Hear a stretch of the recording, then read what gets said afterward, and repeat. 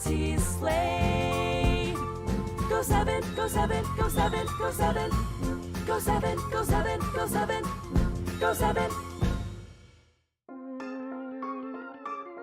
Go7, king of the game. I believe in you, that's what he'll say. Nice and kind, leading cobalt ice. He's a blue, cute, and deadly little guy. Seeing through the fog, old gods he's slain. Go7, Go7, Go7, Go7. Go7, Go7, Go7, Go7. Go7, king of the game. I believe in you, that's what he'll say. Nice and kind, leading cobalt ice. He's a blue, cute, and deadly little guy. Seeing through the fog, old gods he's slain. Go7, Go7, Go7, Go7. Go7, Go7, Go7, Go7. Go7, king of the game. I believe in you, that's what he'll say. Nice and kind, leading cobalt ice. He's a blue, cute, and deadly little guy. Seeing through the fog, old gods he's slain. Go7, Go7, Go7, Go7. Go7, Go7, Go7, Go7. Go7, king of the game. I believe in you, that's what he'll say. Nice and kind, leading cobalt ice. He's a blue, cute, and deadly little guy. Seeing through the fog, old gods he's slain. Go7, Go7, Go7, Go7.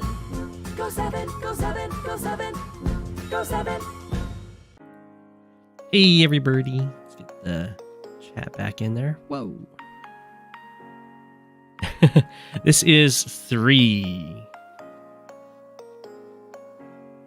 Did I change the time to 12? Oh my god, I'm so sorry. Did I mess up my own schedule? Sorry, I was really busy. That's right, I was supposed to do it 12 for the European audience. So sorry, Talos. So many Go7s. But yeah. I was working on a video and I just got busy. I'm gonna put out a first impressions of whatever that map is called. I was just talking about it. One of the new standard maps. It's made by Elise. Spring in general. That'll be coming out soon once I figure out all the editing stuff. Yeah, I'll be providing three openings. We'll see how that goes. But as you can see, I got a lot of submissions. I actually didn't get them all on the list before I had to start the stream, but I think I got all of the first time submitters. There were a lot of them. I know you guys are massive now. It's so different from when you guys were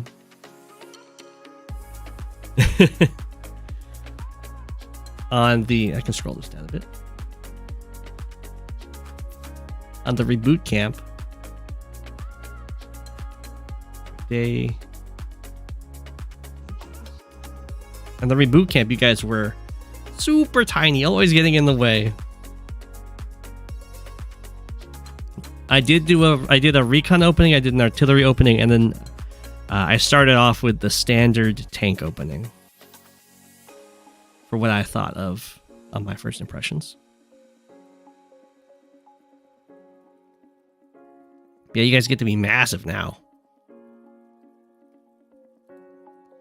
So I've got 2 of my own games to show off, and then an absurd number of first-time submitters. 1, 2, 3, 4, 5, 6.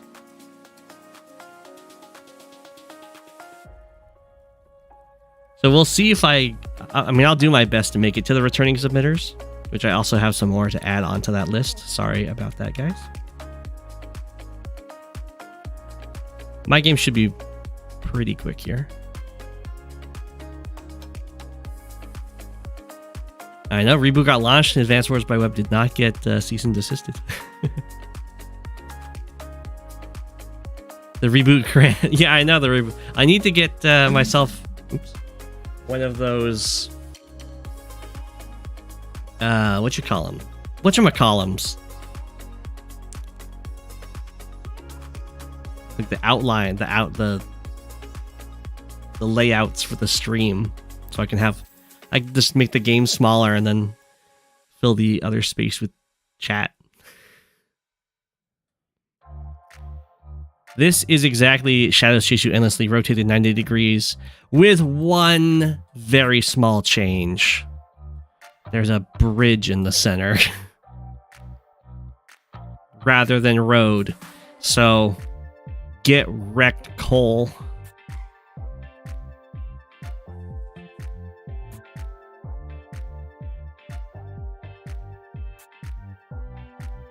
And you rotated both Fog and Stench to live up to the hype. I know. It's rotated 90 degrees, and then there's a bridge stuck in the center.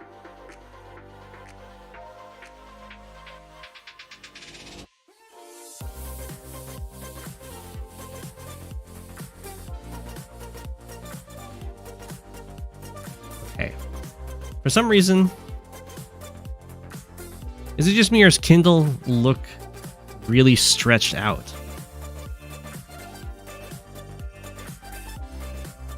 I'm going to assume that has to do with the new, like, high resolution CO pictures.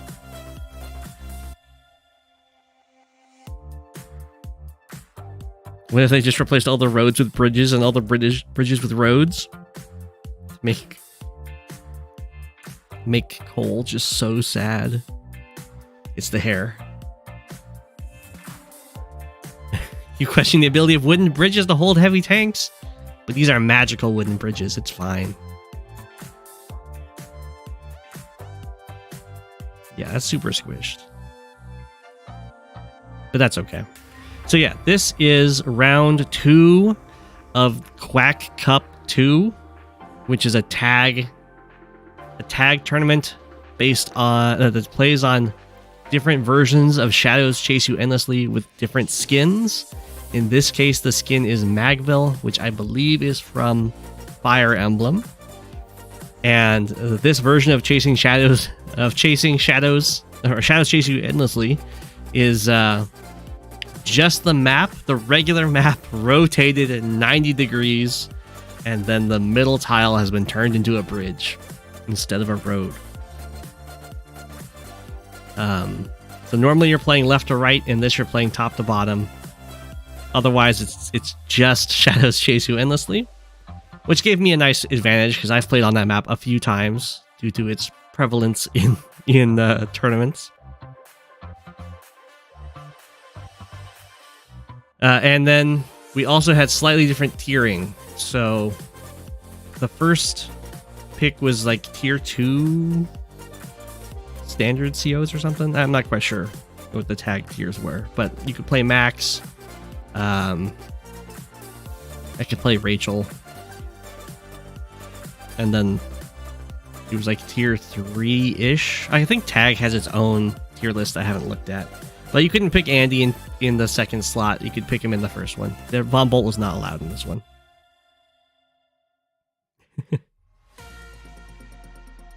So I went with Rachel over Max. I think Max is a fine pick. But I went with Rachel because Shadows Chase You Endlessly is a base light map, and all of the fighting that matters happens on these very compact islands. So my idea was I'll just play as Kindle for winning on the day-to-day fights, and then I can switch over to Rachel for the knockout punch, because there's just no way to play around the Rachel super on this map. We'll just absolutely destroy them. This is a very compact map. The fights happen like here in like a two tile wide area. you can barely get anything done if you attack through the center. You can maybe take like a property, but it's very hard to fight here because this side base is actually has a really nice reinforcement path through the mountains here. So while you like push in here and you have fast reinforcements from this one base, they have fast reinforcements from 2 bases, and it goes downhill really quickly. If you can get them to fight like trying to attack down here, if they're like trying to attack here or down over here, then the defending side has a huge advantage because they have both this airport like reinforcing in 1 turn to this fight, and then both of these bases can reinforce. Well, only this one can get there in a reasonable amount of time. So usually attacks at the HQ are the most possible, but the defender has a very nice advantage. So instead of dealing with that nonsense, usually what happens is you attack and try and take control of both of the islands, because if you have control of both of the islands, you have both of these airports, and then you can just build stealths and win the game that way. So usually the ticket to winning this map is to take the islands and then build stealths, and your opponent can't do anything at that point. There's some things you can do with the black boats on this map, because you start with a black boat sitting on this harbor. We'll see how I decide to go about this. There's some nice things about this map in that there's a lot of flexibility in the capture route, but there should always be a priority placed on getting your island. So you can see here, the starting infantry can go here to start off, and look at this capture chain. You can go here, and then here, and then here, and then here, and then here. That's a five city capture chain, and that would be a mistake. So you go down here, because if you go start this capture, you are setting yourself up for a nice little capture chain here, but also you're already threatening to go onto the island. So that's what I will do. But overall, there's a lot of flexibility in the capture routes here. You could do something like this if you wanted to. This base has a lot of different openings that are all pretty much viable. You can go for this capture right away, which leads to that same kind of chain. You can go over here and then go up here to go for this island before they can try and harass you down with copters, or you can kind of go forward and go for this capture really quickly if you want, or even go for the island really quickly if you want. Usually, if you go for the island, you're going to get these 2 cities. It's very hard to get anything else without some serious backup. You can go for this backwards capture if you want to. That's a little sketchy. That's usually the one that gets left to last. And then from this backwards capture, you can either go for this city or over to this city. But there's a lot of flexibility. So you'll see we both moved our black boats over here, because the meta is to use this black boat to block this infantry from walking on to the island, as you'll see. But my opponent actually moved their black boat over here for the first turn and then didn't move it on the second turn. So I'm like, oh, you didn't block my access to the island. I'll just go walk onto the island and then start up that capture now. And now I'm at a huge advantage, because I get this airport really, really fast. And just having that airport is going to be forcing my opponent to respect it. And it can go down here, like you build a copter here, and it's already controlling the entire island. And it can move down here and interrupt these captures, which is really annoying, because now you have to have the anti-air defending backwards. Or you can just kind of fly into the middle, have pressure over here, and then fly over here, and then you have a copter helping your own attack on their island. So yeah, so usually what happens with the black boats, there's kind of 2 things you can do. You can have it, it's a little late now, but you can use it here to block their access to the island. And then you can either bring it up here to try and help with some infantry deployments, or you can just kind of go back and sit on the harbor and deny them that income. So here I'll start going for some more captures, and now, because I denied them this, because my black boat's in the way, of them walking directly onto the island. I'm a little bit worried that they might try and contest this city, so I'm just going to go for it right away. Because if I wait too long, then they can complete this city cap, and then they have just like a free infantry to harass me. And what's really annoying about this city in particular is that there's double forest here. So if you build a tank, you can't actually defend your city. You can prevent someone from capturing it, but you can't stand on it and hit something that hits you. It takes 1, 2, 3, 4, 5, 6, and then they attack you from over here. You can go 1, 2, 3, 4, 5, 6. You can hit anywhere around this city except for the one tile they're going to attack you from. So you do have to keep in mind that there's some potential harassment opportunities for them there. And now Miraculous XP is going to bring their black boat down here. And this is another thing you can do with it instead of going back to block the harbor, is you can use it for deploying infantry in as a blocker. Imagine if you had combat engineers that could build roads. Yeah, changing the map would be pretty big in any way. Okay, so I'm going for these immediate properties. This guy's got a plan to either go up this way for this island or go swing around here and then go for these captures. It depends on what my opponent does. And then here I can go backwards if I want to, but these kind of captures I have really no rush to go for. Instead, I want to get this property in case my opponent goes for like an artillery or something and tries to lock it down. I'll just go for it now as they go for this, and I just don't want to have to deal with that harassment at this point. It would have been fine for me to go back here and then go grab for the harbor because the black boat's way away. Out of the way. This infantry is going to go for this city capture, so I wouldn't want to like go and then go for this crap. So now you can see I didn't move up here to use my black boat as deployment or blocker. I'm going to go back and sit on the harbor in a very annoying way. And I'm going to do that because it forces an artillery it forces an early vehicle buy of an artillery, and then that artillery does not go forwards to fight. It has to go backwards to deal with the black boat. And that's really annoying for my opponent because they are Kindle max. And you don't really pick max unless you're going to use his day-to-day.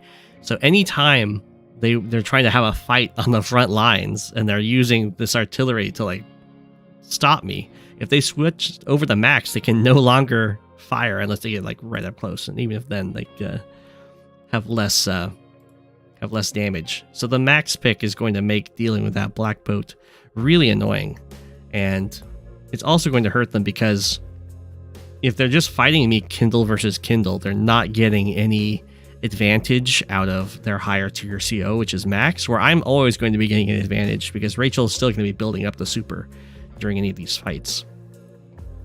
I don't need to have her on the front.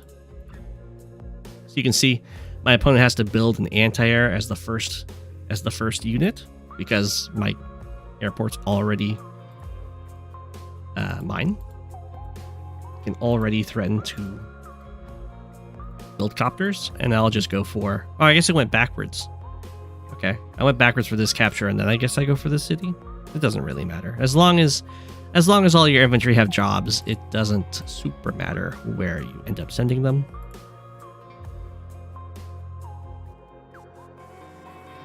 Should probably delay that anti-air. Yeah, you could delay the anti-air to try and get me to do something else. Well, basically, if you build like a tank over here, I just build a copter, and then the copter forces you to build an anti-air while also securing the island. Or maybe I just go straight into the middle. I'd probably go straight into the middle, and then the anti-air buy is too slow. I mean, I'm fine with the anti-air buy. In this case, I don't build a copter. Yeah, I just don't build a copter. Well, that's just the advantage of having the airport so early, is that it does put that pressure on them.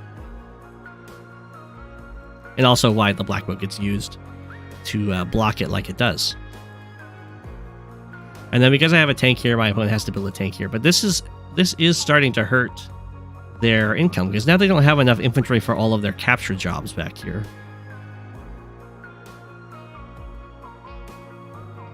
do resupply their anti-air. Okay. So you can already start to see that my income is starting to surpass them. And I'm going to build a copter here. It's right out of range of the anti-air at this point. I have my tank guarding this capture, because once I have this capture, I don't have to care about the middle anymore. So I just want to get this capture and have this one turn of the tank defending it from the potential infantry attack.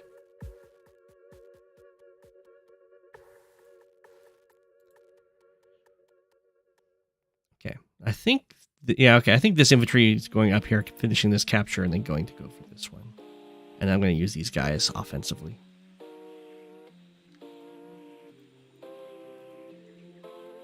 Yeah, this guy had to like rush down here because like the anti-air is going to stop me from attacking over here, but it's still going to have a hard time preventing me from kind of finding a way over and harassing this island. So Miraculous has to go for those captures early, otherwise I could potentially deny them. And you can see how much slower my opponent's development on the island is in comparison to me. I already have the airport and 2 properties. They're just now starting to capture the airport. Okay, and I'll do... And yeah, at the end of the turn, our properties are even, which means I'm advantaged because I'm not being like half a turn behind in terms of the income. And then here I'm going to do some fancy tempo plays. I make sure to put the copter here so that it can still swing around and kill off this anti-air. So I'm basically offering this anti-air its chance to kill a copter, but because this anti-air has already spent 2 turns moving here, so it's 3 turns to make it here and kill my copter that hasn't even spent a whole turn alive, and I can just immediately replace it. You lose 3 turns of vehicle tempo in order to kill this copter. So it's really annoying when people do this against you if you have an anti-air and it has like no... It's because it doesn't have any support. Yeah, because the anti-air has no support, it can move up here and kill my copter, and then I can just kill it off on the next turn, and we just traded an anti-air for a copter, which is 1,000 funds in advantage for them, but I go up in unit count because I traded an airport unit for a vehicle, and then I also gain essentially tempo-wise 3 turns because they spent 3 turns moving an anti-air to trade for a copter had just been built and didn't move. So a lot of people get kind of scared when an anti-air is staring at the airport, but if you can do stuff like this, usually you can do it with an artillery. You're just going to get a really nice advantage. So the way this is working tempo-wise is right now you see the anti-air kills the copter, and then they have to build another anti-air immediately. Because this anti-air is going to die, and I'm just going to build another copter. And when this anti-air dies, they lose all of that presence that they developed. They spent turns developing, and I get all of my copter presence back immediately. So I mean, you'll see how it works out in terms of this island.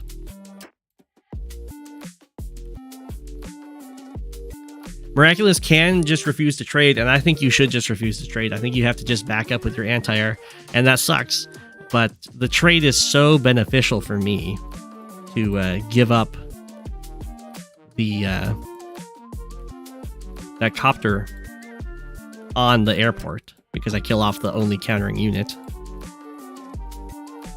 Okay. Now you can see I've got copter tank on this island, and they have nothing. Where if they back off with the anti-air, they can still like zone against the copters. Now there's nothing zoning the copters. I just get full control. And that's, again, because the anti-air has to overextend, basically, to kill the copter, and then I get to kill it for free, and there's nothing that counters me back.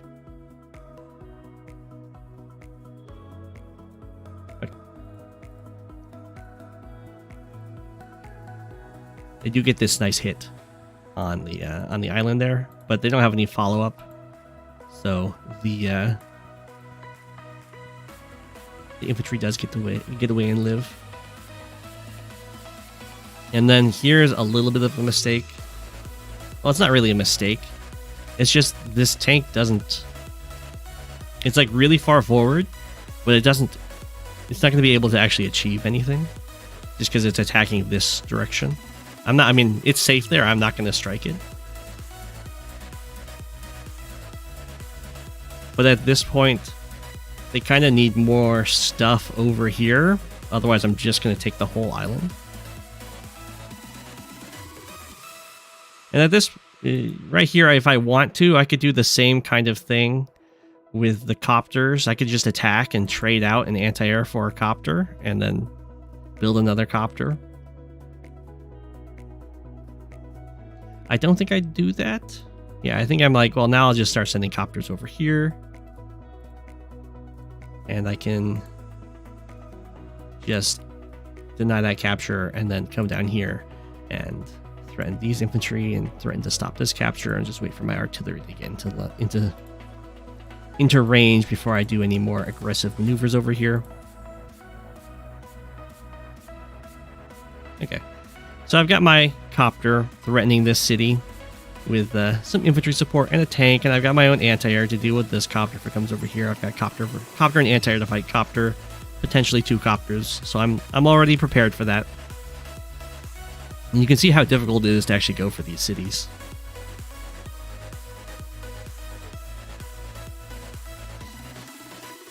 My opponent did get here fast enough to make it so I can't actually prevent either of these cities right now.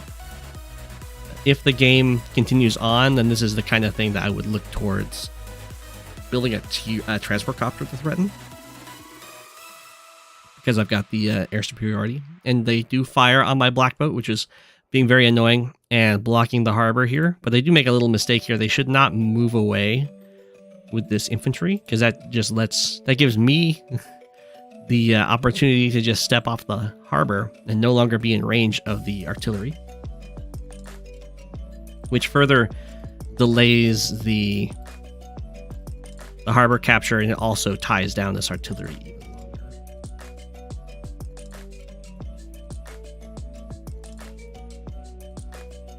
Okay, it's another turn where we're ending, and then we're just even in income, which is advantageous for me because I'm not ending the turn behind. And then I also have this city while they don't. So pretty soon I'll be able to just take the rest of this island. My copter gets to move forward, and there's nothing over here that can actually hit it right now. So it just stops the infantry from starting any captures. And here you can see how nice this reinforcement route is. There's a lot of pressure being put over here. I can just build a tank and then boom, it's over here. Where if they want to bring a tank over here, they have to move up here and then over here. That takes them 3 turns. It takes me 1 turn. It's very nice. I make a little bit of a blunder here with my anti-air. I moved this anti-air here so it was covering this tile against the copter strike. But then I just built an anti-air, and the built anti-air also covers that. So I could have moved this guy somewhere else, although it's in a fine spot. The only thing I would have changed is moved it a little bit further forward so that it was covering that little mountain pass. But that's not a big deal. And then here I'm just making sure to tie down this anti-air because it has to stay here to protect this city and protect this infantry as it moves back. So this copter can just be really annoying and threaten all of that nonsense.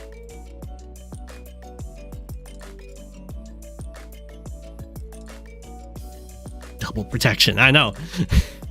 This copter super can't get over here. And because I've got Rachel in the back, I can stall this out if I want to, although I'm going to just be really far ahead and can just kind of push for the win. Even though very little conflict has actually occurred. Yeah, you can see they get to camp out on the mountain. Not a huge deal, but it's space I could have denied.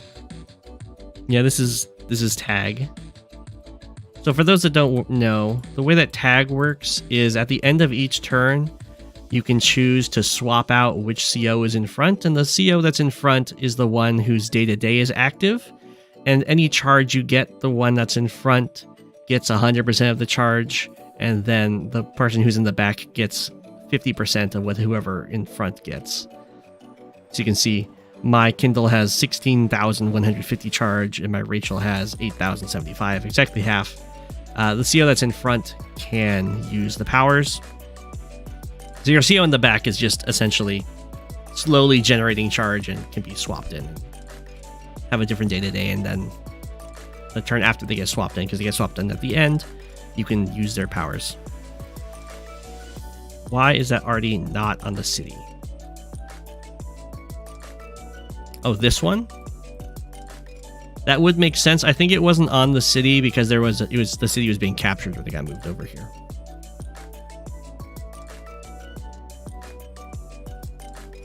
You're talking about this artillery? You must be talking about this one.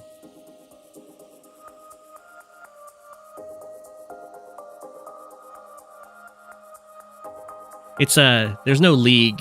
There's no official league for tag, but it is a supported game.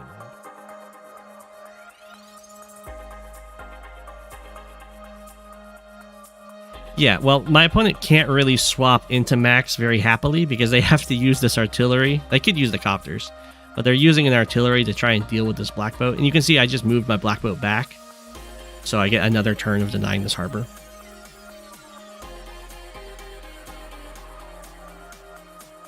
Okay, I have to be a little bit careful about this situation. I can't just... I mean, I could, but I don't want to just put my artillery here. I don't know if my opponent would go for it, but there is a sacrifice here with the 6 health infantry will die against the Kindle infantry on the city. So I was deciding if I want to play... basically, it will sacrifice itself, and then the anti-air can finish it off, and then the tank can come in, and it would be able to hit from the city to hit my tank or my artillery or whatever. So I'm not technically covering this tile with the artillery right now, but that's fine. I'm still covering the city. That's what matters. So anyway, I had 2 choices here. I could either swap out of Kindle so that the sacrifice is no longer available with the extra Kindle firepower from the city, or I could just position myself a little bit differently so I don't get blown out. I decided to just stay as Kindle and just do a little bit different positioning because Kindle's Urban Blight is going to potentially be very useful, and there's all this conflict over these cities presently, so I wanted to stay Kindle. But that's something you always need to keep in mind when you're playing as Sonya, or you're playing as Kindle, or you're playing as Lash, is that your counterattacks are stronger than usual. So you do give your opponent more opportunities for sacrificial breakthroughs. You can see how quickly I can resupply this front line with the double base. And I'll just kind of back up. Right now, I'm threatening to build a stealth next turn with my money and the double anti-air moving on to the island. This should be huge alarm bells for my opponent, because if I can have anti-airs in range of this airport, then I can build a stealth, and then if you build a fighter, I kill your fighter. I just go, assuming I get enough charge, I go Urban Blight, anti-air, kill.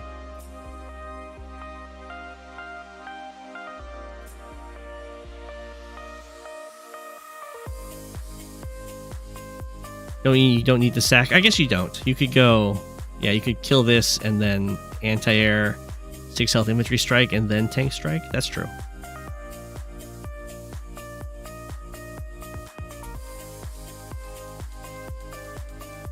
Although that would give up. We'd have to build another anti-air.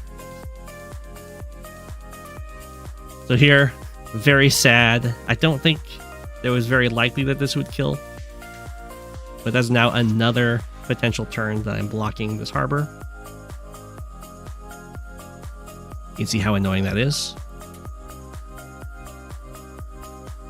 And this is a little bit weird of my opponent. I thought maybe they'd buy a stealth here because they've successfully walled it off currently.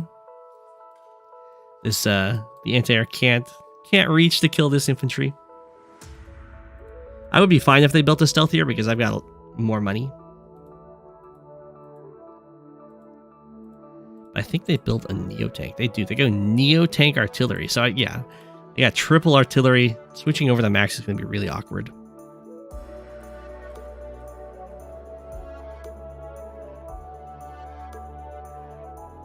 A stealth? I'm rich. Yeah. So I'm going to, of course, go for another city. I'm go back and see what their turn ended at.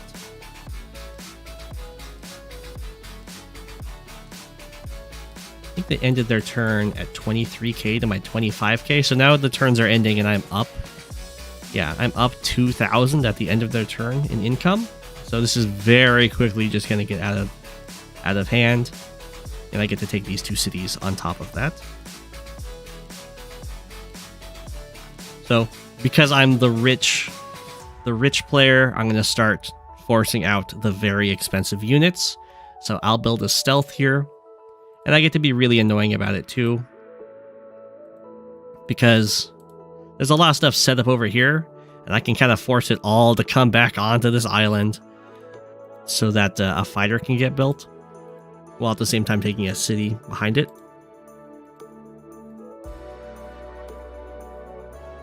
So I'll just move forward. I just need to have enough stuff so that I can save these cities. Although I could probably give them up if I had to. And then I'm just going to move my black boat off the harbor so they can go for the capture now. I just want to keep this around at its 17 fuel because it could potentially be used to refuel the stealth in the future.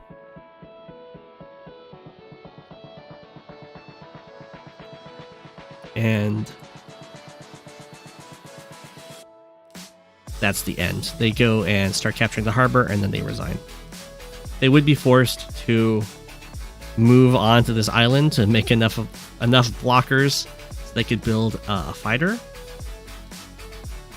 At which point I can build my own fighter, or I could even build another stealth if I wanted to, because I've just got so much money, or I could build my own Neo Tank. They're gonna have a really hard time getting much done since they do have to retreat onto this island. And I already have a pretty strong force over here, so it was going to be a really tough fight for them, for sure. Money fight.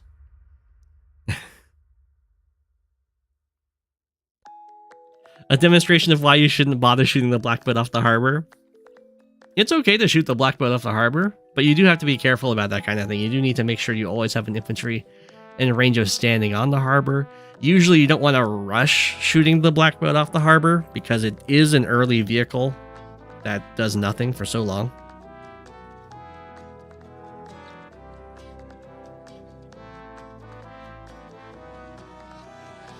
You definitely have just waited until the city was open and then use that, because that will two-shot for sure.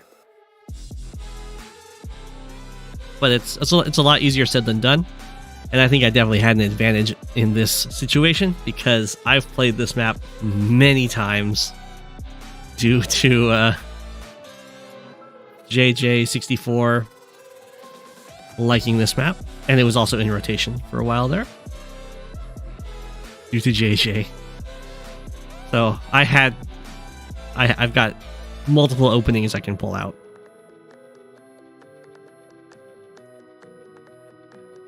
So I can say it due to JJ. I mean, it's no secret. That's why this tournament is all about this map. Not thanks to JJ. Thanks to JJ. But when you say you get lambasted in the announcement channel, sorry about that, Rishi. Alright, so that was the Quack Cup game, Quack Cup 2 game 2, and we can quickly look at the next map that it'll be a while before I end up playing in. But here we are.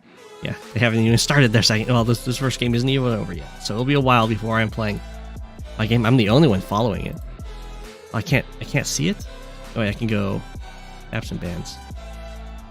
Round 3. It's Elden Ring.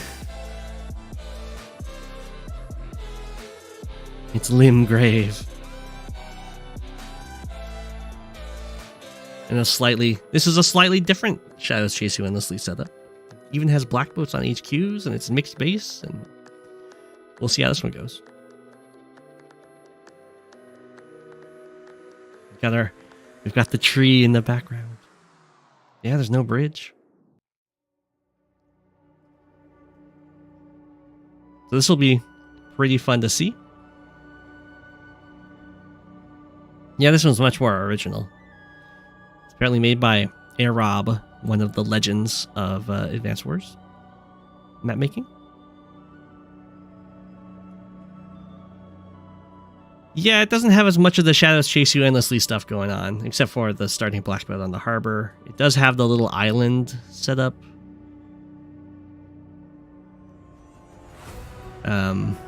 It doesn't really have any of the double forest things going on, though. Are there even airports? There are airports on the island.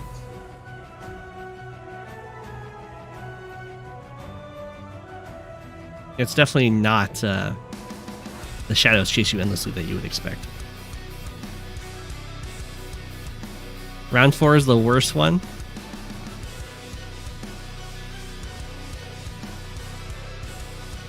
Take a little look at round 4 then. Bands. Giants chase you spanlessly. Oh, gosh.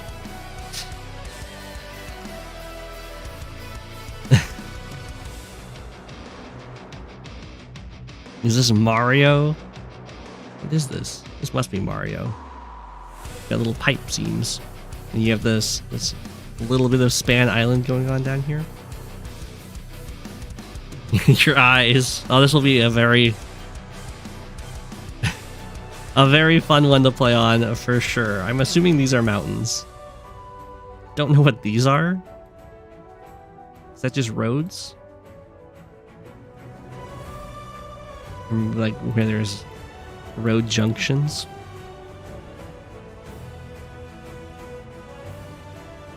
I'm assuming there's one here, but the city's blocking it. Oh wow, shoals and ocean look really close together. Close in appearance. Okay, well that will be a fun one. We'll now move on to the replay.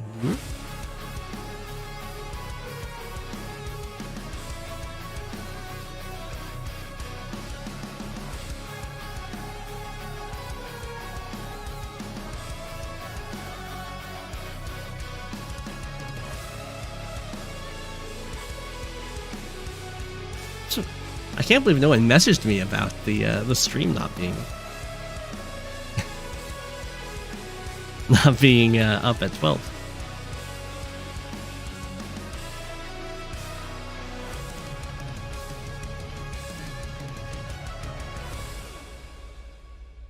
Oh no, don't worry. It will be on the site. We can't lose that tile set.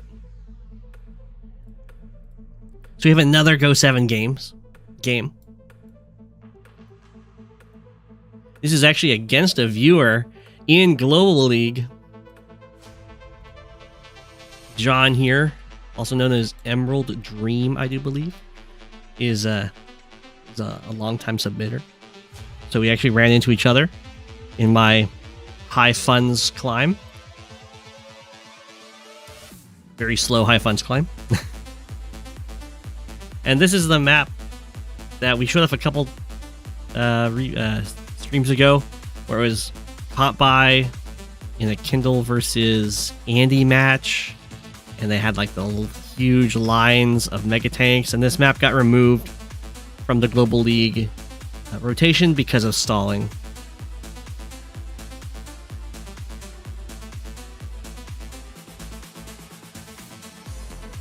You're starting to think this Go7 guy might have some undue influence, given how much he gets featured. I know. The bias is real. So we'll get to see how I handled this map. It looks so much more open when it isn't filled with mega tanks. Yeah. So, of course, I see an airport that you could go for right away. So I'm like, well, I have to go for a transport copter opening. What kind of penguin would I be if I wasn't trying to fly all over the place? And John's get the same idea, also goes straight for the airport. And I decide to take the mountain path to this base. There was, what, 3 different choices? I could, oh, there's more than 3. I can go here, I can go here, I can go here, or I could go here. Or there's 4, I could go here. There's 5. There's 5 different options I could go for to make it to this base in 2 turns. I decided to go with the mountain to get a nice view. And then here, I'm concealing my movements. So I could either go for this property or this property or this property. The only thing I could also go for this airport right away, I guess. Try and get even more transport copters. But really, I just want to go for, I think the contested property was my idea. And then I can move up towards the middle, I think is what I was thinking. Do you think a tag match would look, what would it look, whoa. So what do you think a tag match would look like if it was a 2v2 thing? You tagged your teammate's CO and they play your next turn, then they tag back to you. So there is a tournament based on that kind of thing, where it's like two people playing one account in tag. I can tell you it's very hard to coordinate.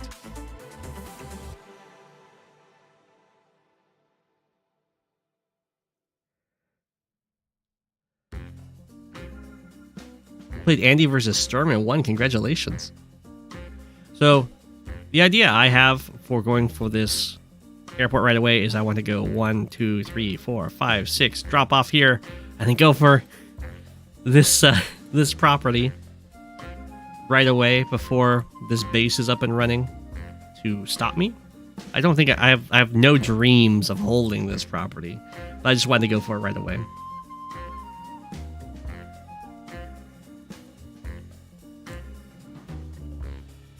Okay, now I think I go for the airport. There was... I did think about... So you could go for this harbor by just like walking onto the mountain and then going for the harbor, but I did think about moving into my transport copter and boosting myself onto the mountain. I didn't do it, but John definitely should have, just for the fancy plays. So John has a different idea with this transport copter opening, instead moving down here and setting up to go for the central property really early, which I thought just didn't work because I can just build an anti-air, because unlike going for this property, this base is actually up and running. And if it builds an anti-air this turn, it goes 1, 2, 3, 4, 5, 6, 1, 2, 3, 4, 5, 6, and it reaches just in time. You can't build a tank, because if you try and do this with a tank, the transport copter can actually just block and get in the way. So I thought this was really good for me because I'm Andy, and I'm expecting them to build a tank in response to my anti-air, and then my anti-air stops the capture, and then they hit me with a tank, and then I'm like, oh no, I got hit with a tank, I fall back, and then later on I just heal up my anti-air and just have net profit denying a property in high funds. So they decided to go from this direction. Totally fine. And now they're threatening 2 different properties. This one and this one. But those can both be covered by this anti-air. And there's the tank in response. So I was really happy with that, because now I have an anti-air that can, of course, stop this property. And this is a double airport high funds map. So you got to expect a lot of copters. So having an anti-air is always going to be helpful. And then I boost this infantry onto this mountain to go for this property right away, and have a copter follow up.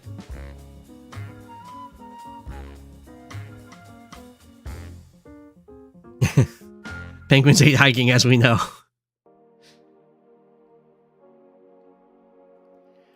Okay, and now I have this guy also threatening this capture, I guess. Not really needed. Might have been better to go around. Might have been better to just go for this city, actually. I'm going to make an error pretty soon because I get too excited about this transport copter, if I remember correctly. So yeah, I do come in here, get to knock it down to 3 because anti-airs are really good against infantry. And then an anti-air gets built down here to stop my copter from just controlling this area. And of course, I'm Andy, so the more air units I can get built, better.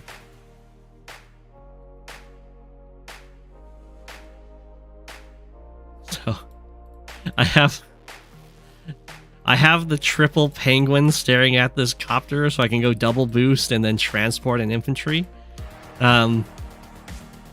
But what I should do is have one of these guys go back for this property. I mean, you'll see what happens. Andy likes air units, yeah. Because fighters don't die, and when you get into copter versus copter fight, if I can get like get rid of the anti-airs, and we have copters fighting copters, then copters like always live with that. They take a huge chunk of damage, but then you can heal them up.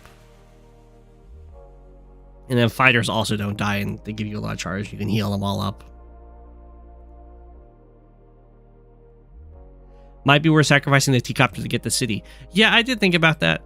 You could still block with the T-Copter, and then I just get to kill the T-Copter, and then you get the nice central city, which might be the right play.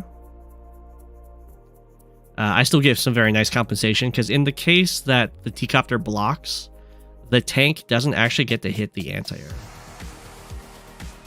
So I just get to kill a T-Copter.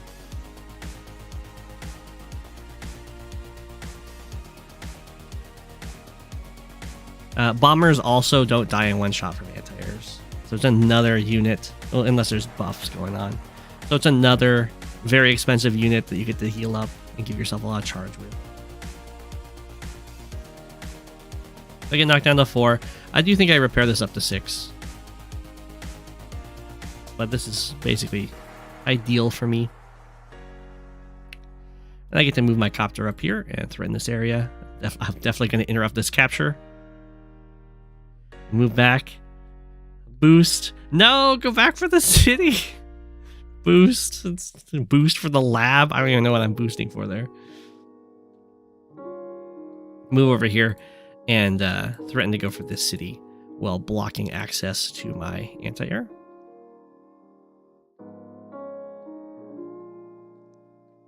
So we got copter, we got tank, and we got more and more infantry. The unit count is going to start going very much in my favor because I'm just going to be able to build so many air units. Boosting to establish dominance. It really hurts too because I would have a nice econ lead if I take this city. I think I still have an econ lead even without taking this city just because of my transport copter getting captures and this transport copter not. So all of this is... So my opponent is still thinking that they really want to get this property. So they're going to invest a lot of vehicles here. But now my eyes are going to start shifting towards, well, I have a lot of infantry moving up here. These infantry are pretty exposed. And if I take this lab, it's just game over. So all I need to do is continue putting a lot of pressure here while building up infantry, and I should be able to just take the lab. Because as Andy, you always have that heal 5 with your super or heal 2 with your normal power and then complete the capture. So even if there's like an infantry over here to interrupt my lab cap, I can start the capture, get hit by an infantry, and then sacrifice a whole bunch of copters into these anti-airs to get my super and finish off the game. Just through Andy shenanigans. So you're going to see lots and lots of copters getting built here. And my opponent did build a Neo tank. I'm not super scared of that. I could build a bomber pretty soon if I wanted to deal with it. It wouldn't be bad. I also should probably be trying to break this pipe scene so that I have direct deployment into the center.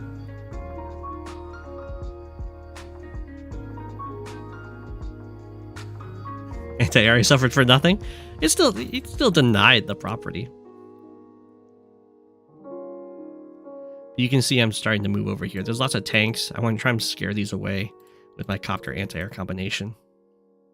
I'm giving up another strike on this anti-air, but again, it's only a single. It's only a single hit, and I do have copter backup while also being really close to the space.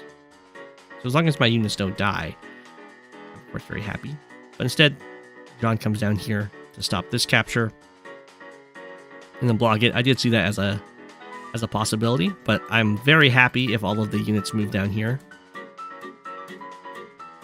And I'm very much willing to engage in these fights. And similar to the Shadows Chase You Endlessly map situation that I had there when I built a copter in front of an anti-air, if I can kill off these anti-airs when I've got double airports producing copters, then I will just be able to overwhelm this army.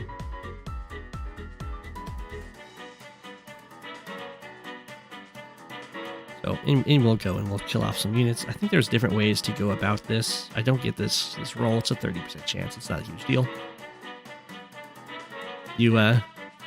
It's always important to know what you're getting yourself into. Okay. So in like 2 turns, I'll go for the lab cap. I just want to move everything down away from the lab, as well as keep control over these neutral labs that my opponent could go for. Then you can see more copters. We're at 30 units to 23. I think I'm like up 1 kill, or maybe 2. And then the rest of it is all just in the copter production. There's only 2 anti-airs here, so they do have to be a little careful. I am giving 1 shot or an anti-air kill to a copter here. The other one doesn't get kill anything unless my opponent wanted to stop their capture. Okay. So here I was a little unsure if my opponent was on to my shenanigans, because they did keep this infantry over here down towards the center. They do have some defensive forces over here. So I'm going to set up the lab cap, but also maintain a lot of aggression here. Kill off the anti-air, go for the city cap. This anti-air is now killed off one of the defending infantry. So I could step onto the lab next turn. Boost stuff over.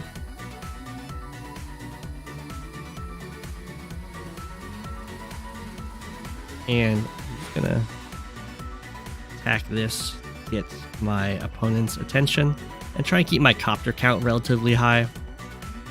In this area, there's another anti-air, double anti-air got built, as I would expect against so many copters. And I'm threatening to just surround this Neo tank. And because what it wants to do is have like infantry plus copter kills this infantry on the city, and then the Neo tank can go in the city and kill my tank. And then I'm kind of set up to then surround the Neo tank and have the bomber take it out. But I am threatening the HQ at this point, as well as this big old ball of units in the center. So the anti-air go forward, which I think is probably not a great choice, because that does give me another anti-air to kill off, although there are anti-airs coming in to replace it, so it's not so bad. And then this city is getting taken. And there's some like light defense over here. At this point, they pretty much have to build either a bomber or a battleship, because they've moved this guy up to really secure this lab. They kind of move 1 more copter away and an infantry down, and then they build a fighter. So at this point, I don't even need to use my super to heal up my capturing infantry. I can just kill off everything in range and then just take the lab cap guaranteed. So this is a common strategy or tactic, is to send copters into anti-airs to build up a lot of charge. You can see how much that makes. And then I'll just hit the Neo tank for a little bit more charge. Let me get that nice super. Heal up most of the damage I took actually attacking the anti-air, and then that gives me my +1 movement. So I can kill off this copter. And I can kill off infantry. So take out the tank, kill off this infantry. No lab cap. And now that's GG. There's nothing that... well, first I have to make the magnet for the Rachel Super. A bomber came out around and killed this, and I built another bomber, and that will be the cost one, and then the infantry and health one is up here. So all of these other attacks don't really matter. I'm just going to attack in because I can. And then so the Rachel Super will hit here, and it'll hit over here. So it won't hit up here to stop the capture. And then there's only one unit that's in range of hitting this capturing infantry, and that's this anti-air. And it's blocked off by this anti-air, and there's only one thing that can hit this anti-air, and this copter, and even a max roll Lucky Lass will not kill the anti-air. So that's just GG. And you can see the magnets doing their thing. The anti-air can't take this route because there's a forest in the way, and the copter's just one tile out.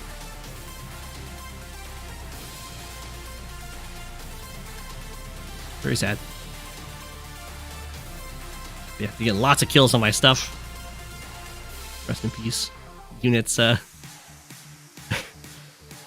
fighting at the last moment there. I didn't have to go in there. But you can see how much of a unit lead I had. Even diving in so much and taking so many counter hits, I'm still ahead of units at the end of the turn. And there's the lab cap. So that's something you always gotta worry about with Andy. Is he's almost part Sammy in how scary going for HQ caps and that kind of thing is. He gets that extra movement with his infantry, kind of like Sammy. He can use his heal ups to get captures that other COs normally wouldn't be able to, kind of like Sammy.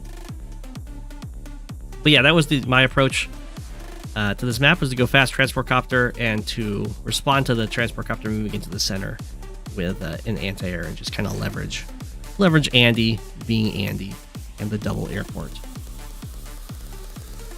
It was possible that this match could have stalled out, but I think in that case I still would have had the advantage. I don't know. Who knows? GG, Andy being Andy. He's scary. Okay, time to go. Time to start looking at some of these new submitters. We got Tree 52 versus Arkeiro. I think this is sent in by Arkeiro. It's nice to see the Penguins taking over Highlands too.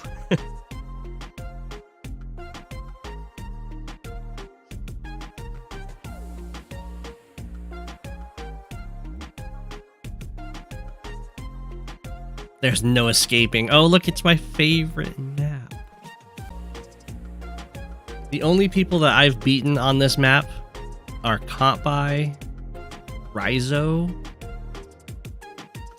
and I think one other that I can't remember. Two of those I was playing Grim, so maybe I should just play Grim on this map. I'm good to go. But here we have Tree 52 versus Arkeiro in a Kindle mirror. So there's a few ways to approach this map. You can either kind of rush down their HQ with like an artillery opening to kill off their black boat and just win the game right away, or you can go for like a recon opening and harass their infantry either up here or down here. Specifically, I found that this city is actually a really good one to harass because it can be kind of hard to take if there's a lot of pressure being put on. And the recon harasses it very easily. There's also recon spots to hide in these forests to get an idea of what your opponent's going for. There's artillery spots in these forests as well to get control over these central properties. You can also just do your basic tank opener, which is usually going to be more defensively minded in case there is a recon opener. You can also do a transport copter thing, but I have not found very good success with the transport copter. black boats are surprisingly strong on this map because there's a lot of these choke points that are just shoals, and a black boat completely stops that from anything like attacking through that. It's a really good wall. And you can, of course, build a battleship. The battleship's pretty good if people are kind of rushing down the HQ because it starts controlling this area really quickly. But they can always front shift away from the battleship. But this is the map that has the most successful battleship openings. So if you go for an artillery opening, you have 3 options. You can either use it to break this pipe seam really early, or you can just kind of rush forward to take out this black boat with other units following behind, of course. Or you can move it towards the middle to try and control these central properties. Arkeiro goes for a nice little city skip here, which is fine. It just means you're not going for any really early... But, well, you can still go for really early vehicle buys, so you just have to keep in mind that it's going to hurt your very early vehicle buys, potentially. Okay, so we're going for a recon out of Arkeiro here. We have the tank from Tree, which is the kind of the standard opening in Fog is to go tank first. It's the most flexible. It can potentially be aggressive, and it can be very defensive. Make sure you stay alive. So we've got recon into artillery, and this artillery is built back here. Usually that's done to come down here and play defensively around your HQ, using these forests to your advantage. Okay, so we have a base skip to go double tank. So usually I would not recommend going for base skips in Fog in the early game, because it's very unlikely that having this tank here a turn sooner is going to matter. Because you could still build the tank next turn. You would just need just go like triple infantry this turn. So I mean, we'll see if having this tank here matters. It kind of has to pay for itself. It kind of has to give you an infantry kill, basically, because it's cost you a whole infantry in unit count to base skip for it. Okay, the recon does spot these guys. It's in a pretty safe spot. It's kind of comes down to whether or not this infantry is thinking of moving up here, or if it's going to move and check the forest. It'll probably check the forest because it has a tank with it.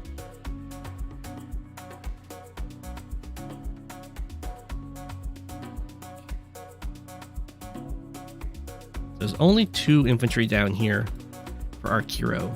Well, we've got 3 for Tree. I would definitely favor the 3 versus the 2, because this can kind of get bogged down in combat really quickly, and then these captures will just never happen for you. The contested captures on this map are down this diagonal like this. All of these are, well, this kind of included, so these ones are very contested. Okay, so the recon does get hit. It's not like game over if your recon gets hit, and especially if it lives. For one, it's just a recon, and it's Fog of War. There's lots of comebacks in Fog of War. But a 2 health recon still scouts just as well as a 10 health, so you can just kind of retreat. Keep it alive. I wouldn't retreat like that, though, because that's a little bit obvious where you're headed. It's actually really... because this infantry actually sees all of its movement up until the forest. So it goes 1, 2, 3, 4, 5, 6, 7, 8. So that's a guaranteed dead recon. But if your opponent, of course, doesn't, we might not want to go for it, because it's possible like an artillery is defending or something. But killing off recons is pretty big. In Fog, we have a base skip over here. I don't think you guys really don't want a base skip in Fog unless you're really being forced into it.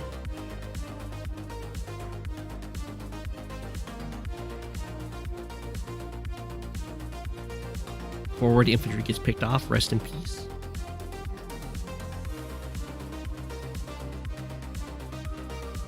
Okay, so this infantry has moved forward. It's spotted that this city has been captured. And this guy, very good. You don't want to charge in and hit that infantry on the city. You want to fall back and wait for reinforcements.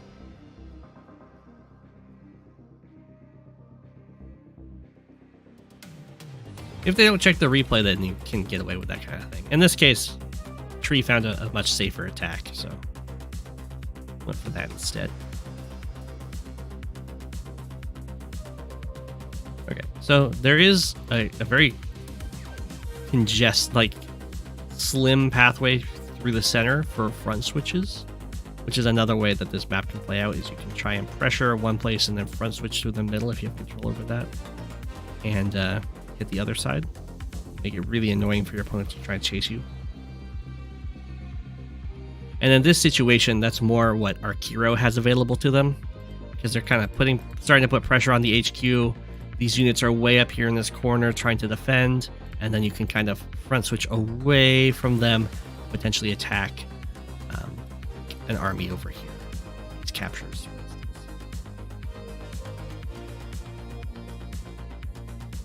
It's a pretty dangerous spot to put a recon. You don't usually want to put a recon next, kind of like with infantry, like as I said, you don't really want to put your units next to a tile that your opponent would love to attack from, like a city. Like a tank would love to come in and just hit that with an infantry follow-up to kill off your recon. Very defended. I guess it doesn't even need the infantry, because this is Kindle versus Kindle, so a tank would just one-shot that. So Arkeiro broke the pipe seam with an early artillery. That's why we kind of have this little conga line going on. And that will mean that this base will deploy much faster into the center. It kind of gives the intention of going for a very quick HQ attack with very fast reinforcements. But, ooh, nice. Just one-shot that infantry thanks to the Kindle firepower boost. Just captures right in front of this guy. No fear. Usually I wouldn't recommend that kind of thing, but if your entire army is backing you up, then you can kind of do whatever you want and force your opponent to overextend to try and stop you. This infantry does go in here to go for the hit, which is fine. You kind of not want to give up your own cities very easily, because there is a 2k income swing when your opponent takes them. There are some follow-up infantry after this guy gets picked off. Plus a recon. It's probably worth it. It's going to hurt once your entire infantry presence is kind of taken out over here. Okay. So Tree does know about these vehicles. So this is a little bit too daring for my liking. These tanks are going to get taken out. I'm not quite sure why Tree went in for those infantry strikes, other than, I mean, I've done the same thing. No worries. You're just like, well, I want to kill those infantry. But that is going to cost, I think, both tanks. That's a little bit of a mistake. So in this case, you just use this tank to first strike here from the city and use your Kindle boost. I mean, this is also fine. It just means you'd hit here, and then you check with your recon to see what's on here. I think Arkeiro knows, but if not, you would just check to see if you could clear it with your infantry, and that would give you another city, or I guess probably the copter strike, and then you could kill off the other one. That's okay. Lots of attacking. And it's very scary because now the tank's gone. There's only one left, and the anti-air is still quite a ways away. There isn't really an anti-air down here either yet, though. They're kind of in an HQ race situation.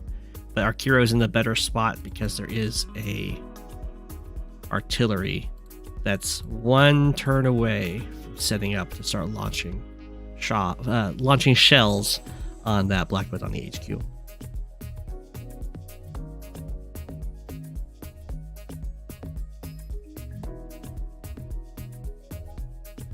Can the infantry finish off the tank? Yeah, with the tank strike from the city and then some infantry finishing it off, you could do that too, yeah.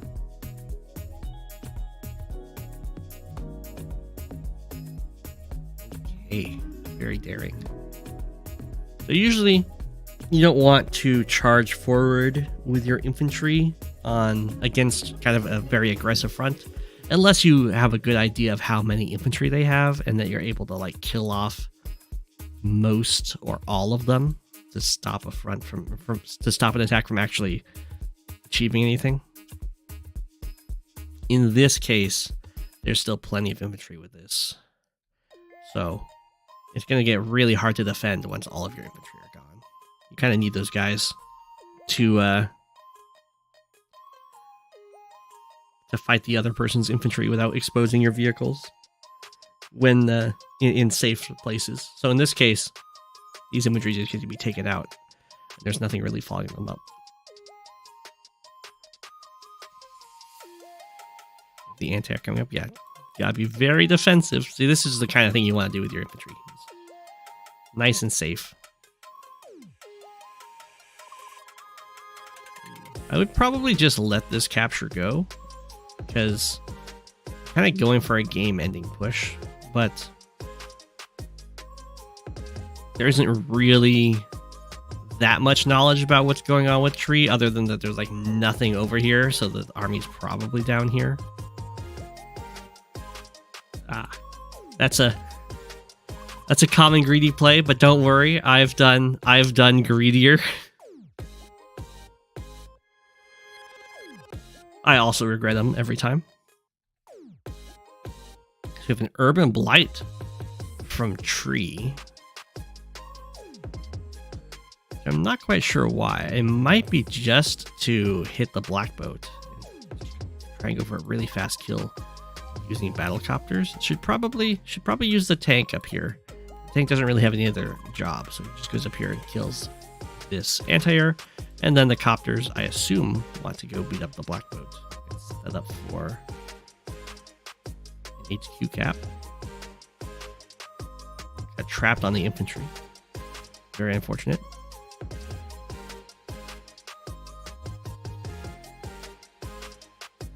Both players went for a Neo tank. Very, very like mines. Copter does morale damage though.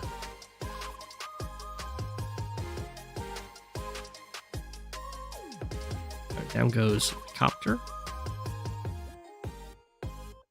Neo tank comes on down.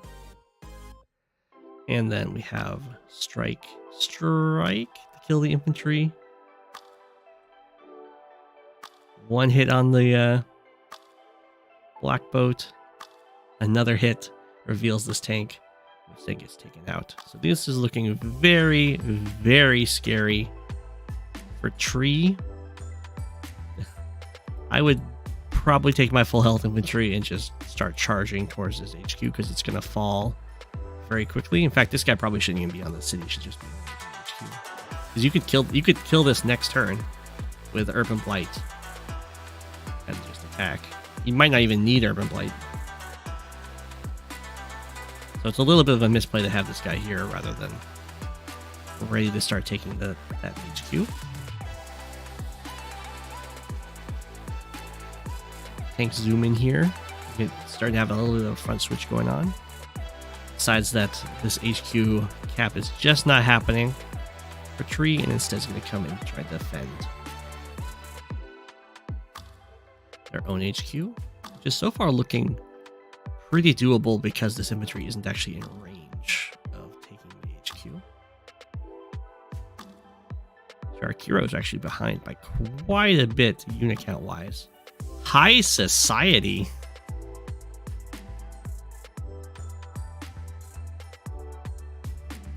Okay.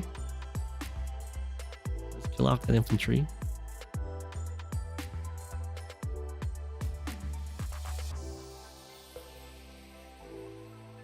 that does do a lot of damage there. So this is where having a having the infantry in range last turn would have made a big difference. You really don't want to stand on cities against Kindle, even if you have like High Society active, because they can always urban blight you. May or may not happen. Looks like we're just gonna go 4. Well, now the urban blight's not so scary. It's the urban blight followed up by attacks. That's the really scary. Okay. The tree's in a pretty nice spot now because they have enough stuff over here to, I assume, hold the HQ. Really should have held the urban blight though, because that would guarantee that you could defend your HQ. And at the same time, is getting a lot of damage done elsewhere on the map.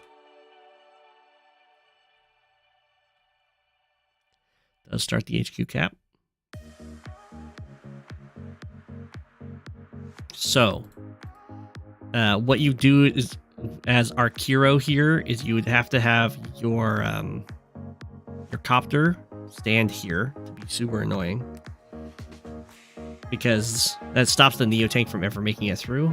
The Neo-Tank has to move out of the way backwards, and then the anti-air can clear the way.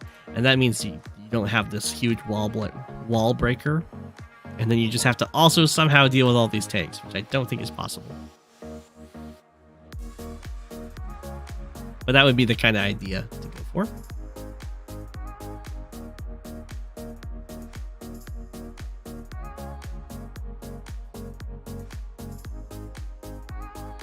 Okay.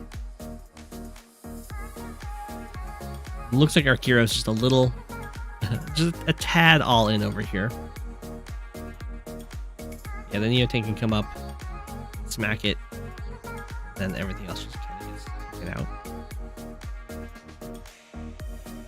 There is a Neo-Tank for Arkeiro down here, although it doesn't have great support. And something with heavy tanks, Neo-Tanks, medium tanks, and mega tanks is that they only have one vision. So as soon as its support gets taken out, your Neo-Tank is not going to be able to find any targets. It'll just kind of get taken out eventually in the fog. So definitely something to keep in mind. Get a nice strike from the harbor and take out the copter. So very nice kills there for Arkeiro. Down 4k in income, but still got some potential. Does go for anti-air kill. That will cost all 3 tanks though. I probably would have started to try and retreat to keep them alive.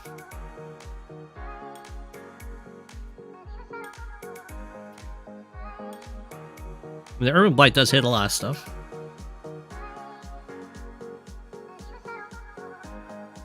But I would still try and hold on to that.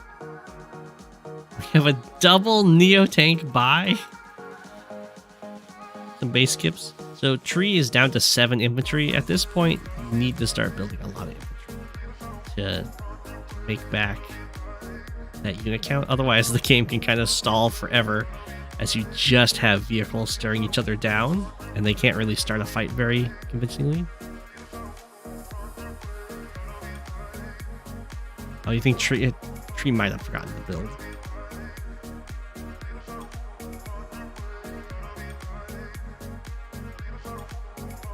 Okay, then we have triple tank. You really have to start building infantry. Down to 6 infantry. A high society from Arkeiro.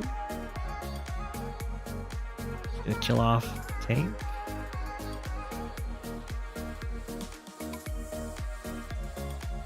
Pretty sure the tank kill off would have happened with an urban blight. High society isn't the best power, one could say, in comparison to urban blight.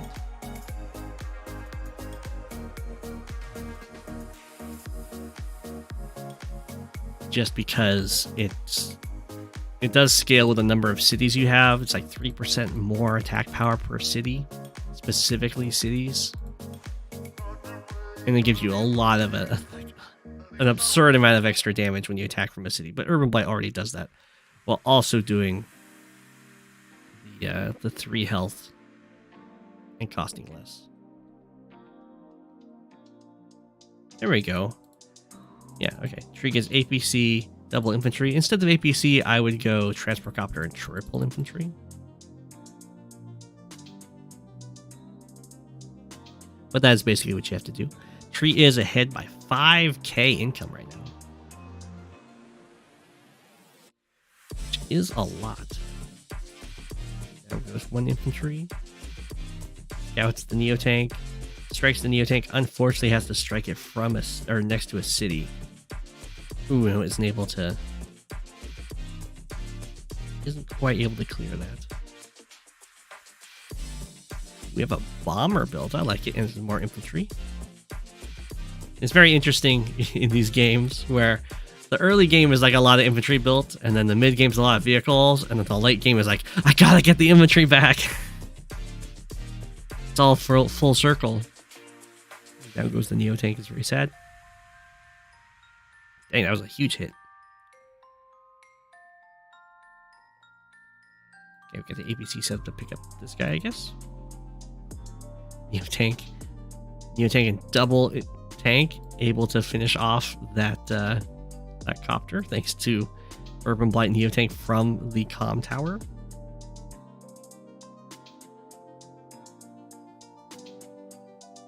Just never stop building infantry. Exactly. And then Arkeiro resigns. That's a fair resign. Kind of got beaten up here. The game would have been pretty much over, I think, if... I mean, I did this exact same mistake in my high funds game against Hogat, where I went for a city rather than setting myself up for the HP cap win. But yeah, when you go for these kind of wins, you're usually put on a very specific clock to win as fast as possible before your opponent can stop you. But GG.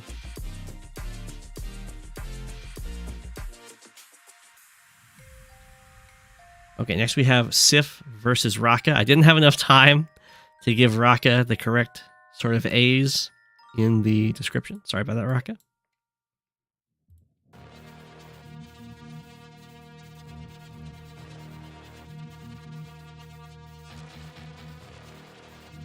Yeah.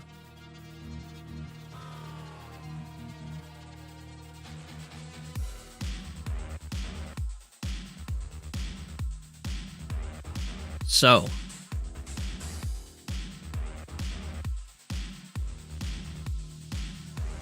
how this goes. Sif is the one that submitted.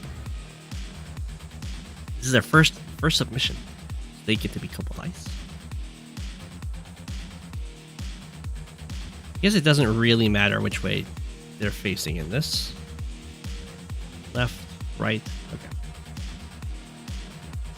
John Wick style club music for this banger. Alright, I have not seen this. We have Adder Mirror on Caustic Finale.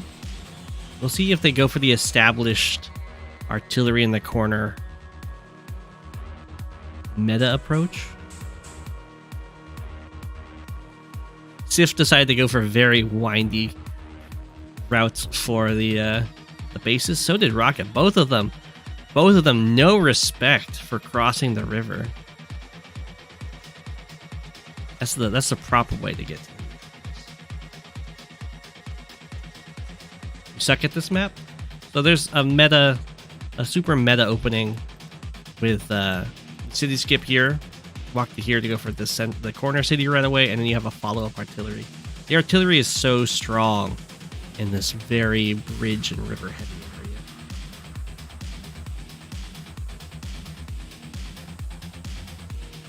There's a few different openings that you can go for here. I kind of like the recon openers because you can hit multiple fronts at the same time and really throw your opponent off. There's some very contested cities to keep in mind, so I don't like what Sif's doing here. I think this is just a miss. I don't know if it's a misplay, but it's oftentimes not the best is, or it's very punishable, I guess, is that this infantry is going for this capture right away, which is kind of like the instinctual thing, but this capture is just so safe. They can like build a tank to try and stop it, and then you get absolutely destroyed by you even building, well, a tank of your own, basically, and getting a nice first strike. But instead you can go, this what I tend to do, is you can go down here right away to go for this very, very contested central city. This city and this city are the most contested cities on the map. So if you can get them early, you'll be really happy. And you can kind of get this city whenever. And also once this infantry finishes with this city, it has a very awkward life. Also, I think this is a mistake from Sif to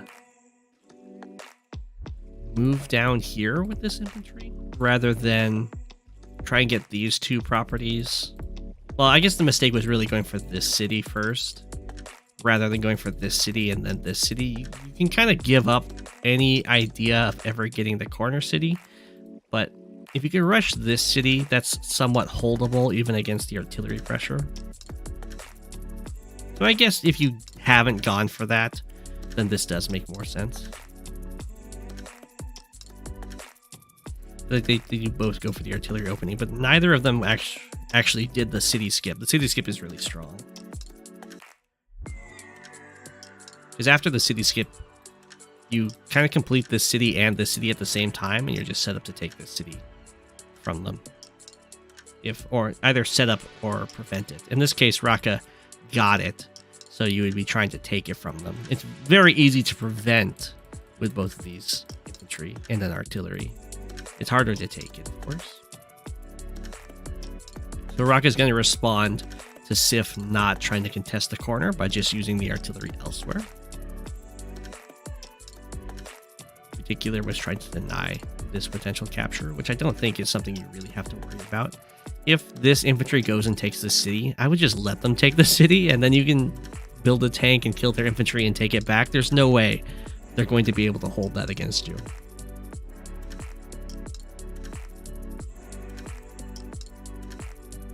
Okay. Ooh, we might have artillery duels in this corner. So if Sif had reversed this order and had the infantry come down here first, would have been starting the capture on this city. And then this one at the same time. And you can see it's really difficult for Raahka to actually prevent it if you rush this. If they go for their own capture there. But now it wasn't rushed, so Raahka can't actually get into position to stop it. And that's kind of a nightmare city to take because it's just so close to the bases from both players. So Raahka is using the artillery to go for this capture, which I like. This is one of the two incredibly contested city captures on the map. And I just built another artillery to support the corner play. Okay, Sif is just going to let this city go and try and get this one.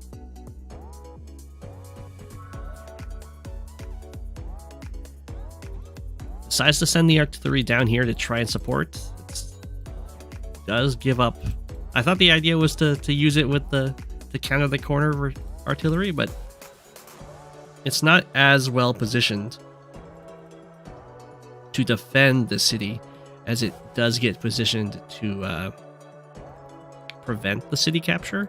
So that's more of a play that Raahka would like to make, is like the artillery here so it can shoot and capture it. This doesn't quite do that much right now.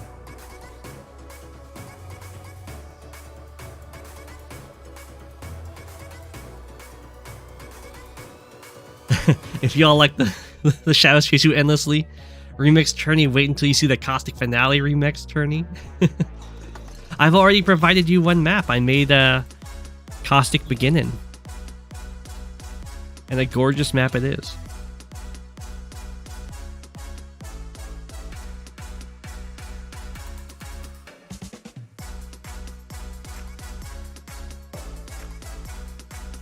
Okay, so Rocket decides to not get involved. Just move the artillery down here to try and protect these captures. Okay. I would probably contest this. It seems very easy for Raahka to contest this. You can attack with the infantry, have the artillery lock it down, and build tanks to protect the artillery, and then the city just never gets captured by either player, essentially. And you're just happy up your one contested city. But now that this gets taken, now they both have one contested city, and they're back to being pretty even in the game. I guess Raahka just didn't want to lose that one infantry. I don't think it would have been a real loss, though, because you have your own artillery backup, and you have the vehicle advantage. So mech got built here. And I do like mechs on this map, but only when they're being used defensively. Like, this mech is going to take a while to get to the action because it's not being built in a defensive manner. It's being built offensively.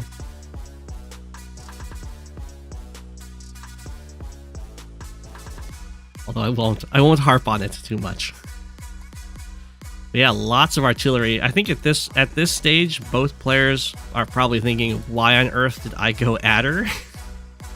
When Jake is looking so much better. I guess Sif has the mech to justify picking Adder. We do have first strike. Back that up with the artillery. Nice. Another artillery.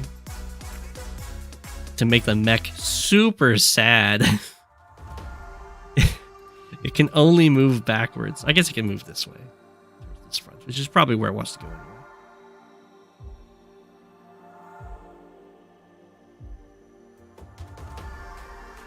Ooh. This artillery backed up a lot. It's guarding this city, but this one is currently unguarded. Actually, Raahka just gave up this city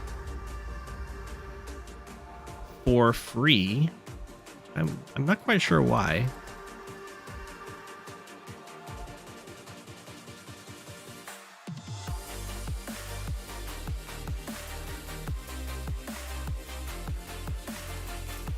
We do have double tank built up from Raahka here. We have an attack in from Sif. Not sure why Sif is attacking in here, because this is definitely well guarded with infantry and tanks. Although I guess Sif does have some artillery. Might have just been dreaming of getting the 30% kill and then a nice strike from the city. Rocket time? Maybe.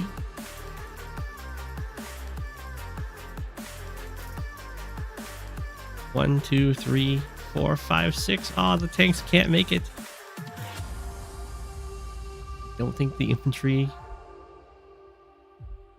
can quite break through that. So maybe that's the reason why. Although you can always attack in and then have your artillery try and overload the opponent's artillery. I mean, this is looking like a pretty nice attack.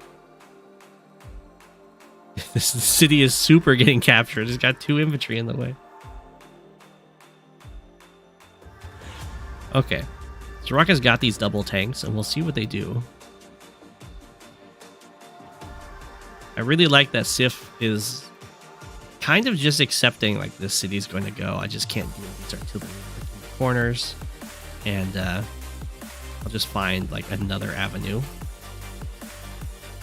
Okay, so Raahka is attacking in here, and I assume this means that these artillery are trying to get involved, overload the opponent's artillery. Otherwise, I think this is potentially going to go really downhill really quickly. And build some tanks and go for this capture.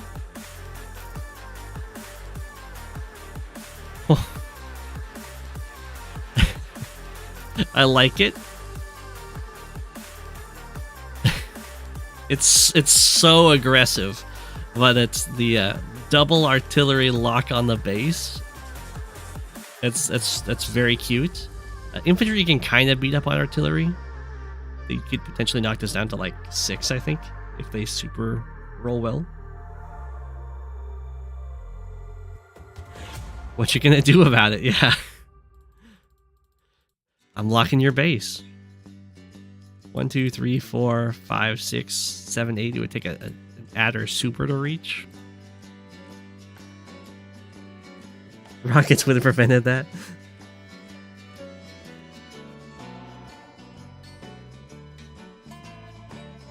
Okay.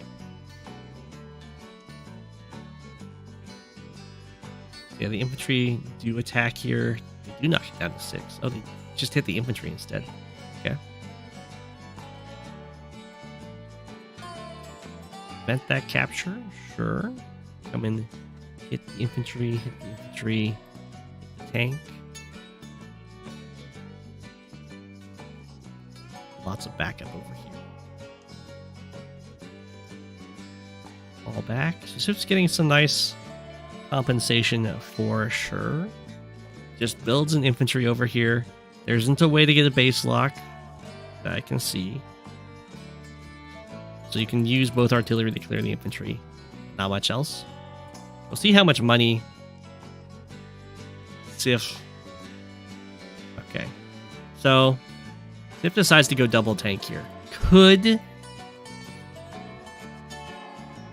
get a medium tank up here. Probably be fine. Could also go double infantry and threaten to mega tank to defend the base. Mr. Greensuit wanted to join artillery and buy a mega tank. Oh, that might be what Raahka does.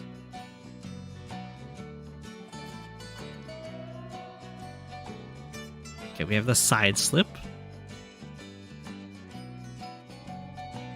Attacking from the flank to come in and kill off this artillery. Both players are doing a pretty good job of just like letting go of properties they know they've lost, instead of having their forces tied up, kind of doing nothing for a while.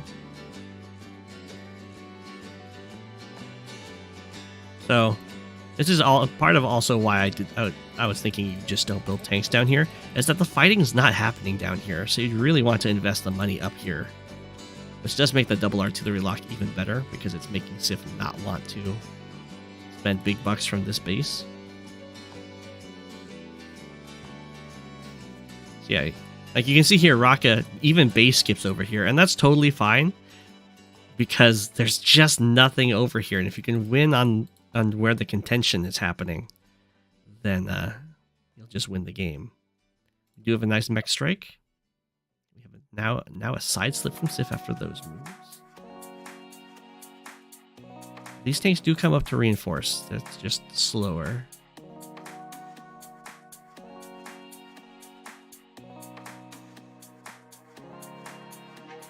Okay. If this capture being through, these tanks are coming in. Kind of coming in range of artillery, which kind of is unfortunate, but it is what it is. And then 1, 2, 3, 4, 5. It's a medium tank. If Raahka can get another side slip, a nice hit. Oh my gosh, Sif, what do you medium tank down here? I don't like it.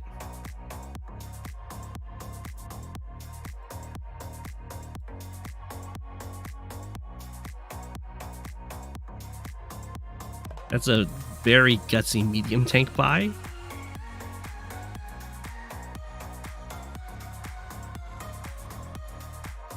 Have I covered my match on Dead Rising?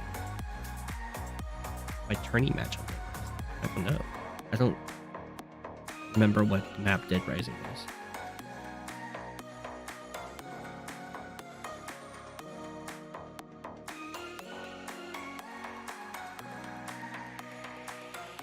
Oh, Dark Rising.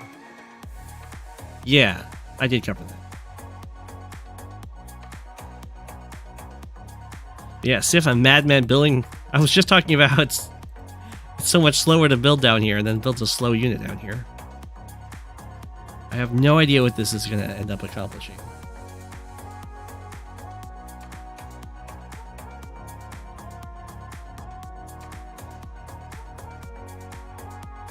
Okay. Raahka joins the tanks together And yeah, is being able to build directly on the front line. Still has this base on lockdown. Sif does get this city, is up 4k in income, which is nice. Does get to kill the artillery, do another side slip due to some nice power management.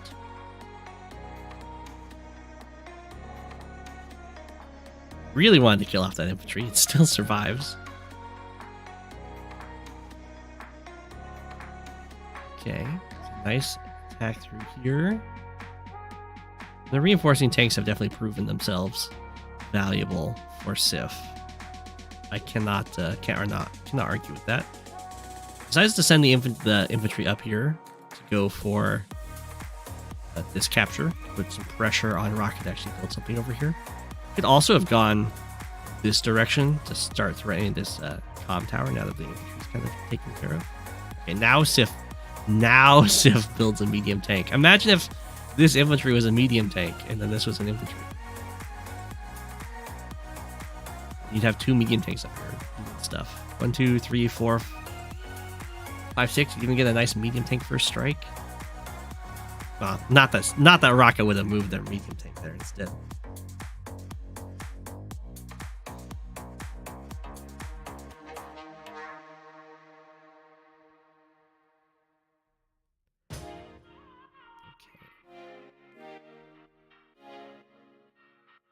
It does give the medium tank a target over here, which is nice.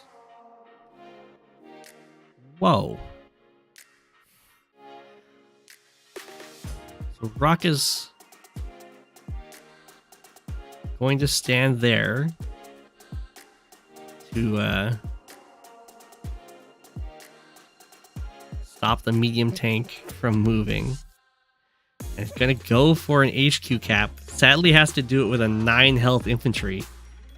Don't see that HQ cap working. There's a lot of stuff over here for Sif still.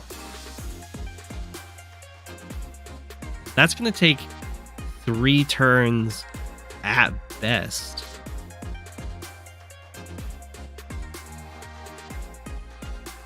That's what, and Sif can even join stuff together if he really wants to get a battleship. Sif has a very restrained approach to this HQ cap. Oh, there, yeah, okay. It was the join together to get the battleship. Was the plan.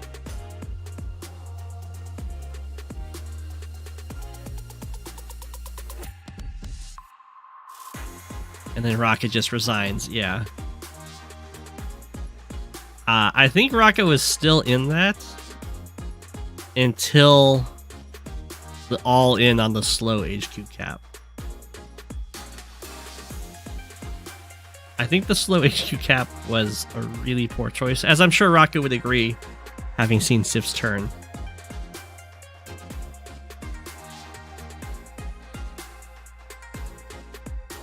I guess the argument is, like, what do you do instead? Kind of got overwhelmed. I mean, really, you can just try and take this base would be.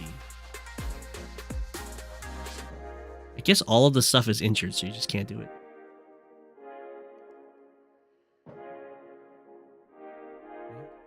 So well played for Sif. That was a very nice comeback. Raahka had blood, was smelling blood in the water there, as expected. Adder 1.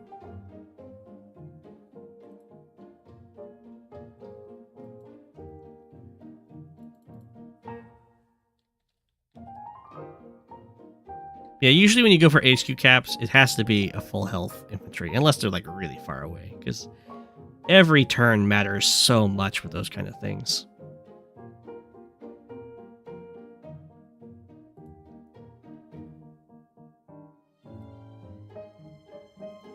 Okay, next we have Banjoey versus IamNotDavid. I believe this is sent in by Banjoey, but they're both already set up as the proper colors, so there we go. I'm not going to take the penguins away.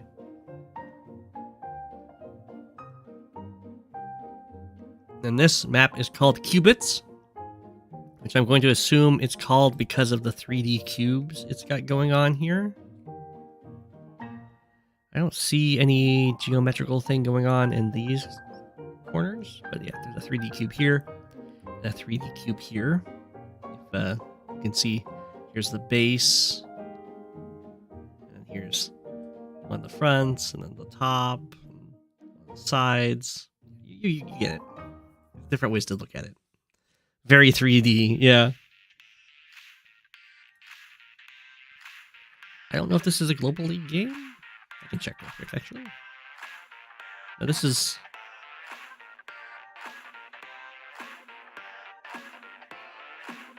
SC1. Division 2. Oh. Round 4. Oh, this is the fog. This is round 4 of the fog tournament. I have not reached round 4 of the Smacky Cup. I have not reached it yet. So, this is a special treat. This will be in my future.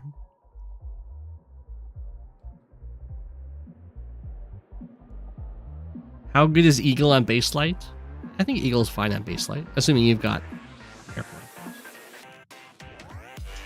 Okay. So I've never seen this map before.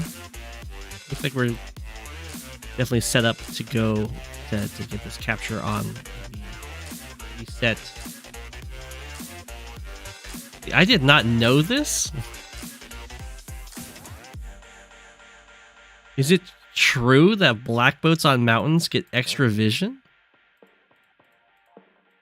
Or is that just the replay viewer bugging out? Look at that, it's getting +3 vision. It normally has 1. And it's reaching out to 4. No, they don't. Okay, that's a bug in the replay viewer. I was like, there's no way that's true.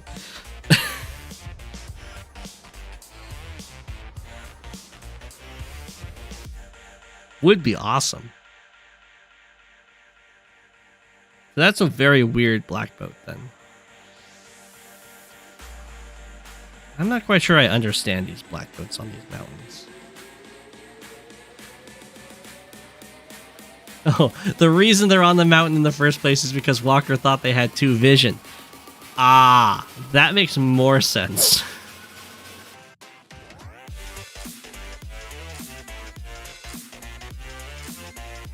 You specifically picked this map for Tier 2 in Smacky Cup to avert Olaf mirrors? It's huge, though. Olaf is like the pick.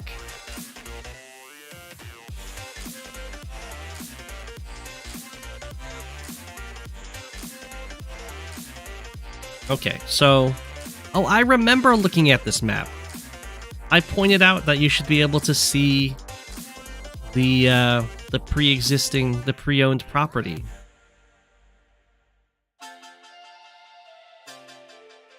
That's why the infantry is not on the base, it's next to the base. So you can actually see the property. Okay.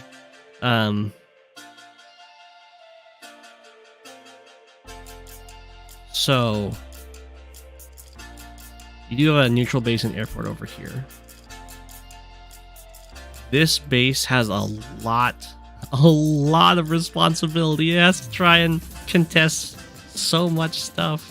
So you're definitely going to want to expand outwards very quickly. You could do a transport opener on this map because it's so big. You could also do recon shenanigans because it's so big and this base is going to come online so slowly.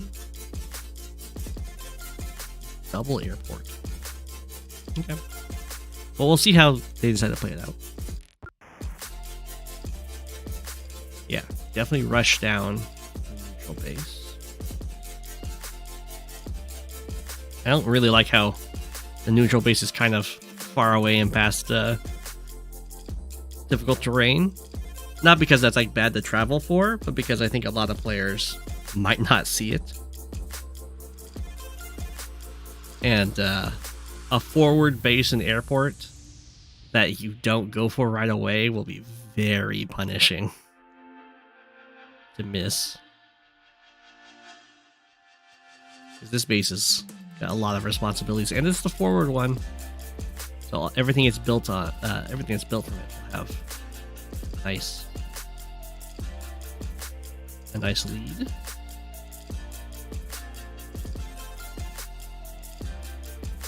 We do have a very fast recon from IamNotDavid. Went from recon from the top base, which is going to be further away from this front. So the idea is to harass over here, which I'm fine with. You can pretty much harass either side. Although over here is looking very strong for Banjoey. Got double tanks moving out. Ooh, and double tanks moving out down here. Okay.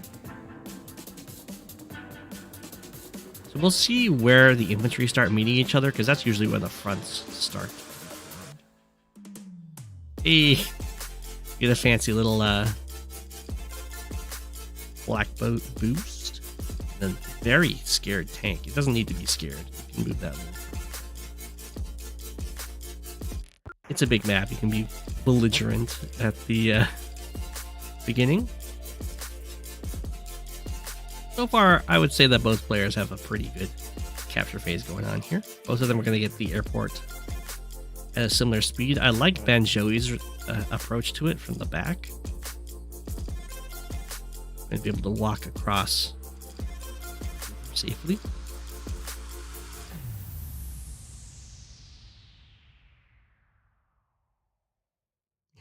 You think it's self-reinforcing? I mean, I don't cry about Olaf. That's all these other fog players. Okay. With 6-7 on the plains. That is a low roll for Banjoey. This is a trend you've noticed? I think that's a trend you've noticed from... Is Raizo the one that brings that up a lot? Actually, I don't know all the players that bring it. I know Raizo does. Maybe MathBlitz does? I don't know.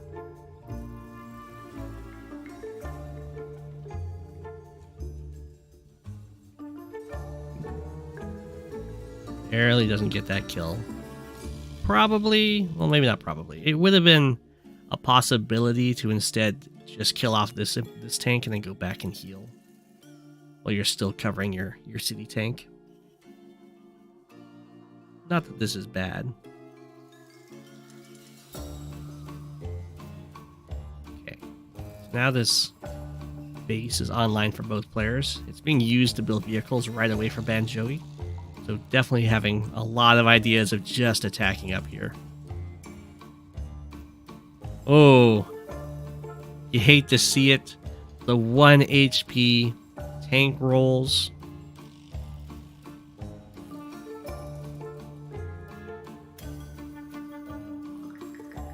IamNotDavid coming out on top there, unit count wise.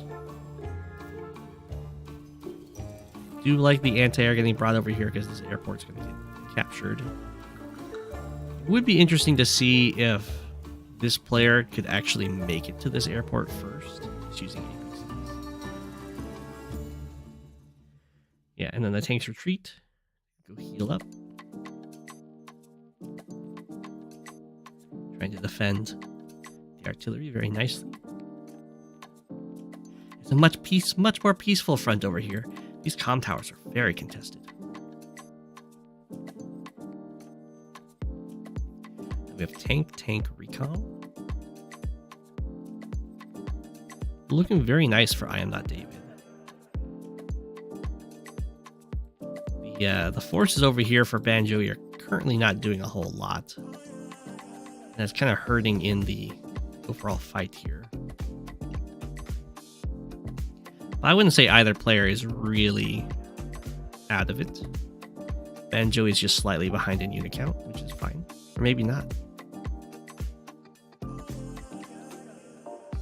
Slightly down in tank count, I guess. Whoa!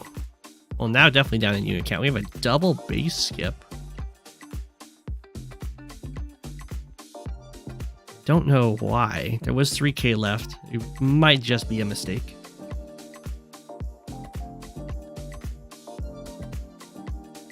This kind of thing in fog usually only happens when the day limit's fast approaching, but they're just on day 10, so the day limit is definitely not fast approaching. Whoa, that's a very cautious infantry. I think it would have been safe to check this forest. I don't quite remember what I'm not David's vision was like at the start of the turn, though. Banjoey gets this capture, lining up to go for the comm tower. It doesn't actually see all of this because the black boat doesn't actually have 4 vision while on the mountain. Wow, didn't get the kill on that tank. That's Banjoey having some really unfortunate rolls.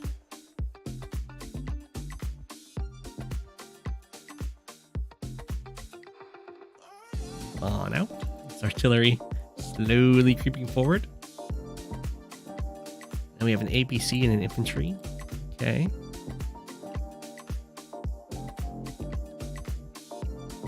Usually you don't want to do this kind of thing where you're standing next to desirable terrain like this. Especially since they get to see you walk by the black boot.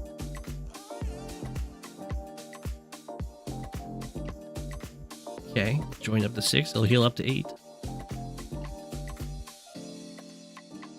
Copter moves on over.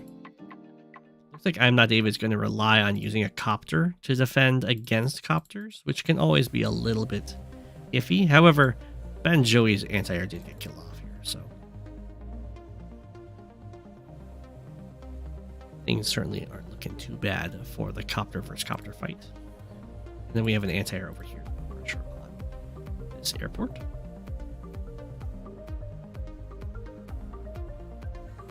Okay, copter tank. This is the nice bread and butter combo. Okay.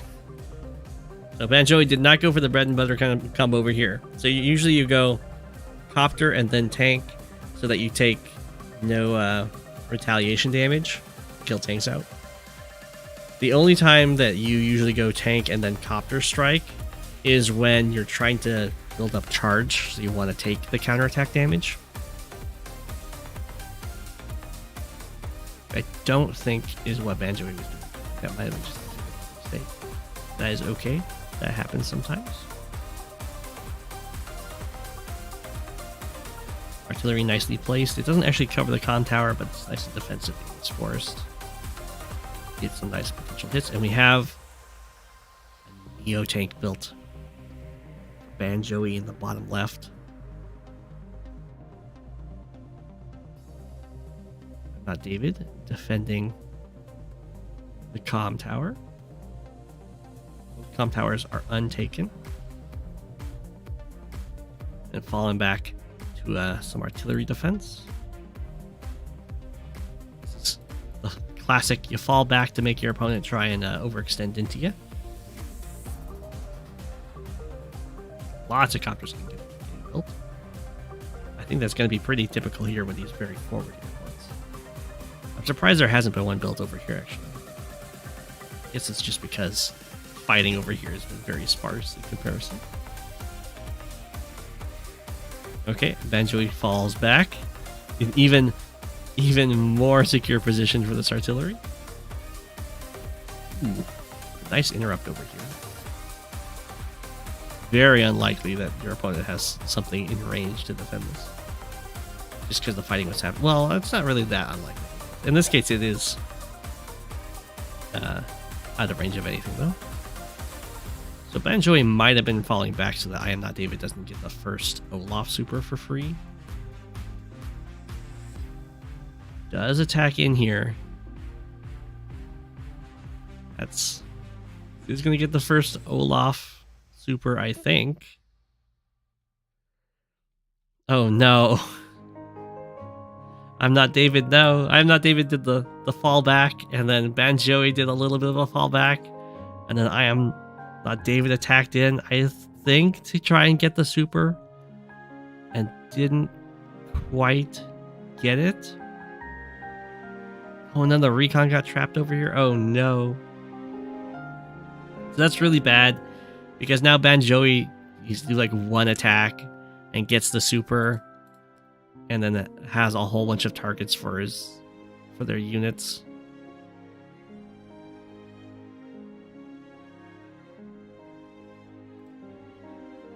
I'm not quite sure why this artillery hit this tank, because this Neo tank is just going to kill it off with the Olaf super.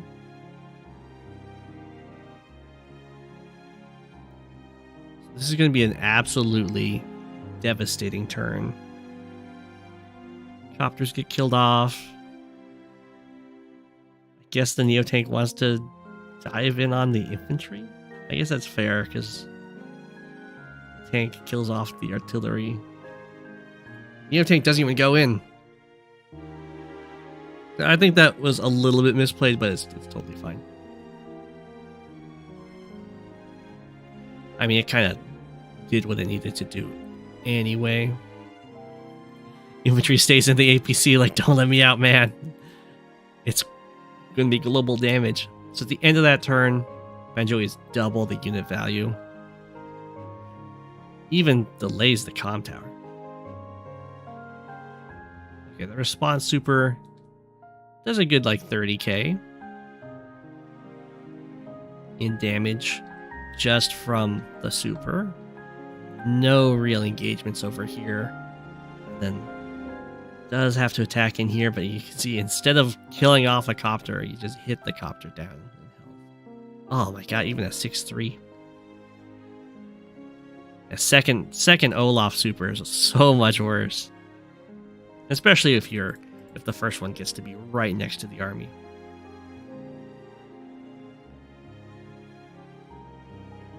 Now the copter build. Makes sense?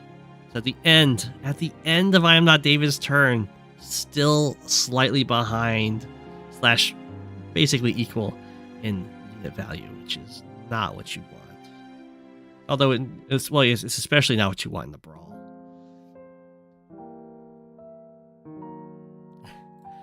Banjoey captures the comm tower after doing the attacks. Might have mattered for this one too, which is unfortunate. It's just a mistake that everyone makes. It's okay. Neo tank comes in, kills off the recon. Copter gets finished off by the infantry. There's some nice defenses for this anti-air, and another anti-air gets built anyway. I mean, you kind of need to attack into this airport. So yeah, IamNotDavid does get this comm tower. He's going to try and break through here and kill the artillery, and does. Well, now you're down to 1 in this case, so it's a very good breakthrough. Try and get some compensation for what's been a pretty rough engagement on the other side of the map. Fall back with the copters. Get protected by the low health artillery against the Neo tank and company. Okay, IamNotDavid is actually doing pretty well unit count wise, still behind in unit value, which is unfortunate. But if IamNotDavid can kind of get away with just swapping airport corners, then they'll be very happy.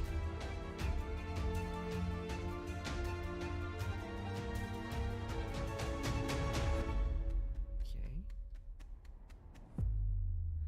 The anti-air was untouched.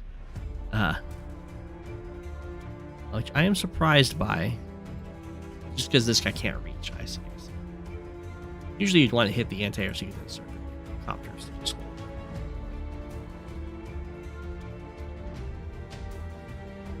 Copter reveals the anti-air. Neo tank gets the kill. This is looking really bad for IamNotDavid. What a name. I guess it's even worse because it's not just losing this area. This is also the lab. The singular lab. So if this lab goes down, then...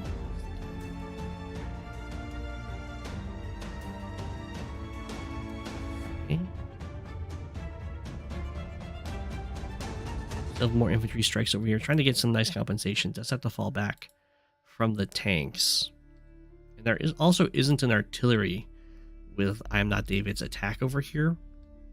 So there isn't a ton of threat of this lab getting taken out, unlike this situation.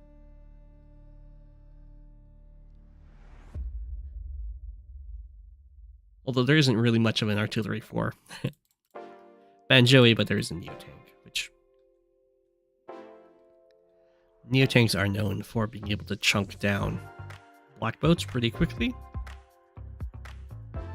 Sometimes surprisingly so. Not as well as like a mega tank can, but still. Okay, tank goes back, gets repaired. We do have a copter being built now.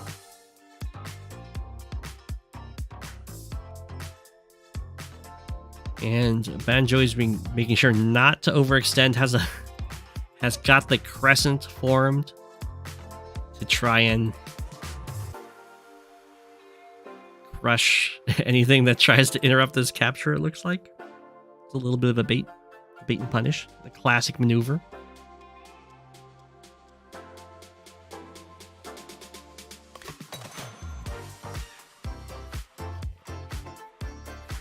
There we go. Now we have the artillery built over here. We have another artillery built. Try and hold this. And we have the Neotank to answer the Neotank.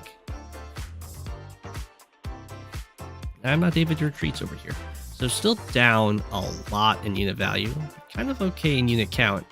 And potentially going to catch back up in income. Let's see. Okay. Airport is under some serious threat, though.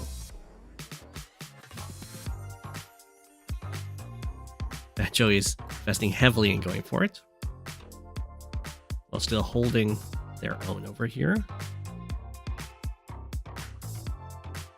Okay. Having to use 5 health infantry to be blockers. It is what it is. They're not very reliable. Although Banjoey doesn't have very many infantry in this area, so it should be fine. Fine-ish, I should say. Whoa! This is a weird play. I'm pretty sure that IamNotDavid knows about this anti-air. Maybe not.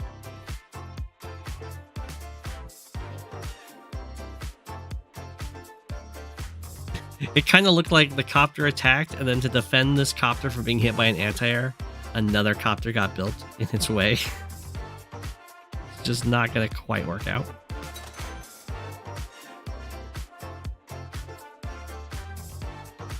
It is going to give a nice power advantage to... Actually, wow.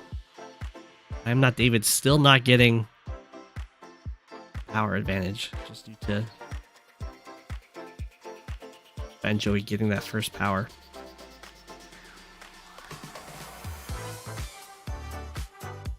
Okay. Slowly coming in here. Okay, this airport is under some serious threat, and once this is gone, you can start building bombers or battlecopters right on the front lines. Or even stealths, actually. If stealths are allowed, I assume they are.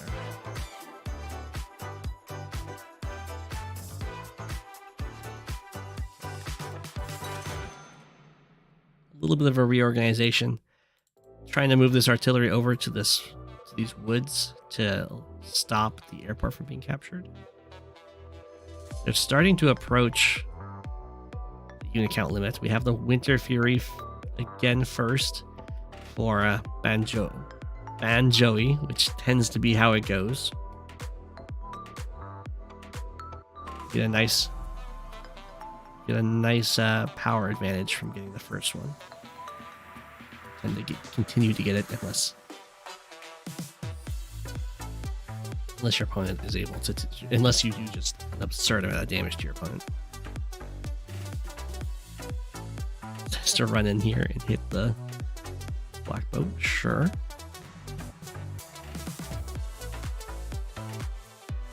Neotank just chilling. Does start going for the airport capture. A huge attack in here.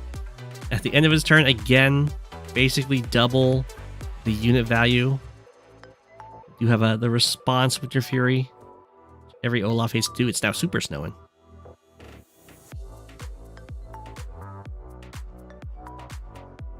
A nice 40k damage.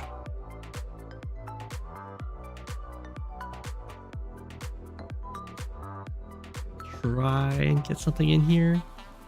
Neo-tank versus Neo-tank. Unfortunately, fighting within artillery range. Oh, one of them's going to get down. This was some pretty good strikes. Just have to kind of move forward to do them. You can see a hole was drilled through Banjoey's lines there. We've never learned who is David. We only know who is not. He falls back. Copter goes for the kill. Or the anti-air goes for the kill, and the copter, I should say. Neo-tank gets beat up by some copters. Might get finished off by an infantry. We shall see. It survives. On the other side, anti-air gets taken out. Well, knocked down to one. Now the copters are free to roam.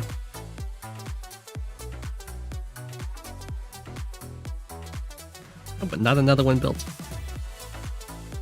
I'd probably build another one.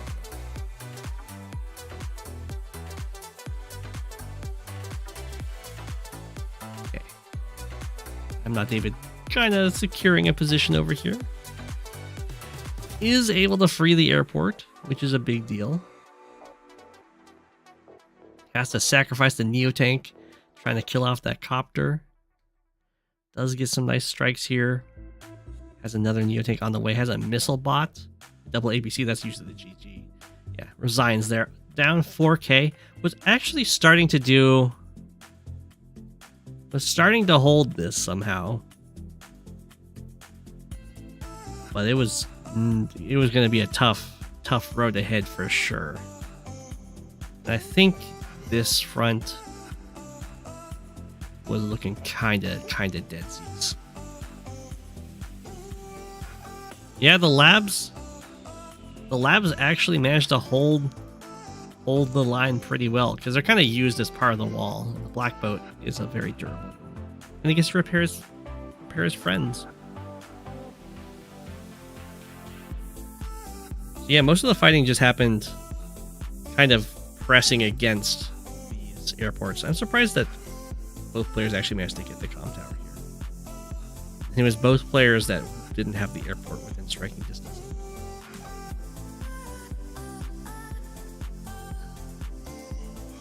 Okay.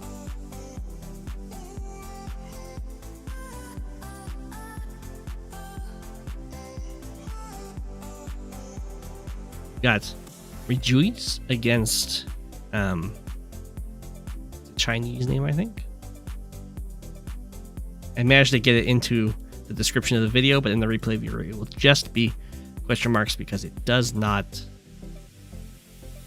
recognize the characters.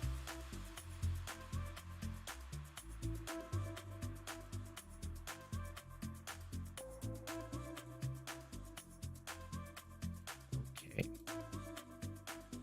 We do have Drake versus Drake. Their landers will be especially hard to kill. So is our black boats on HQs. And this is a very big map that will favor global damage for sure. Both players can feel free in building their battlecopters since they're both pretty bad with them, as being the nice Drake mirror. Is Rejoice one of the new top fog ladder players? Quickly check.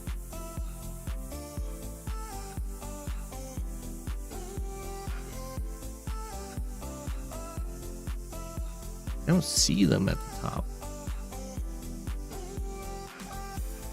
Oh, they are ranked 24 currently, so that's pretty high up there.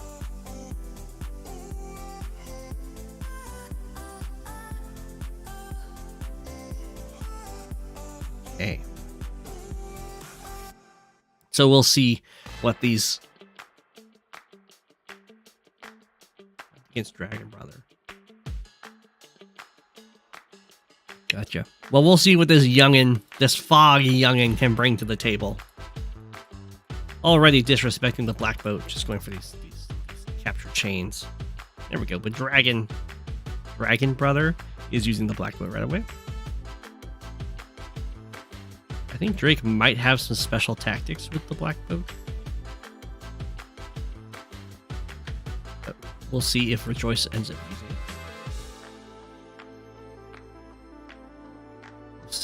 We'll also see what Dragon Brother has ideas for. You can always drop off down here to try and get these captures early on before your opponent's army comes up and comes by and kind of takes them from you. So it's also fine to not go for these early on. Because your opponent usually takes them from you. And it's usually better to invest in going for captures that you are actually able to hold.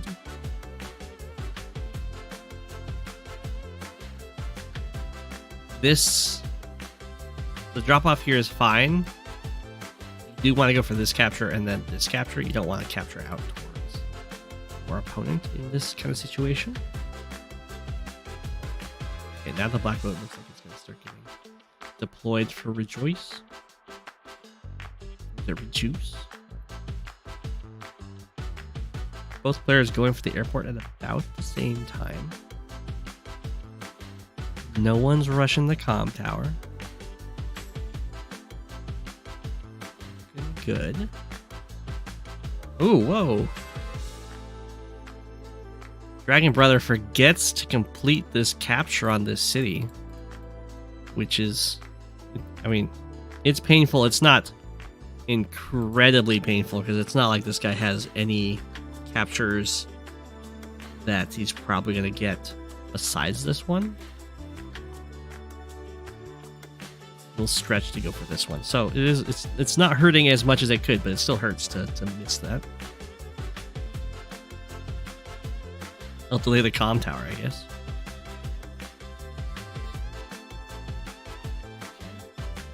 You have the double tank. You can see the army just kind of comes out and takes this area. Yeah, very important. Very important to go for this capture, not this one. You could see how bad this would have been if Dragon Brother had walked over here and then got shelled by an artillery and killed by an infantry. We have a very fancy little boost. Capture does get completed, so that's good. And do we have an early transport copter? I assume so, because this infantry only steps to here. Okay, so this is not going to work out so great for Rejeuce in comparison to what Dragon Brother did, because now the army is actually already here. So this capture will probably not happen.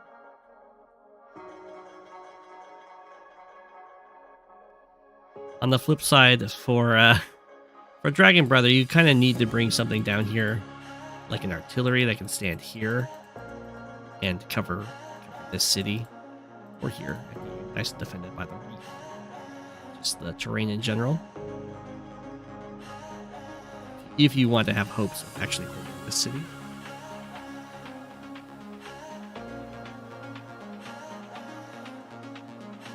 I just noticed that Rejeuce didn't actually go for the transport copter. Moved the infantry over like they were going for the transport copter and they didn't get it. Dragon Brother will have... Oh, is okay. Gonna go for the long walk and just save the 5k. Sure. Transport copter, of course, gets this really fast, but it's also going to be used throughout the game afterwards to just transport infantry. So it's a pretty good investment, I would say.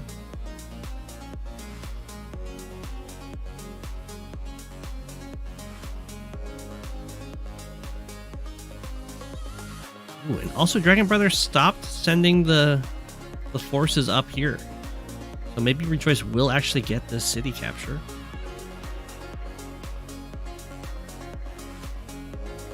Looks like it. Okay.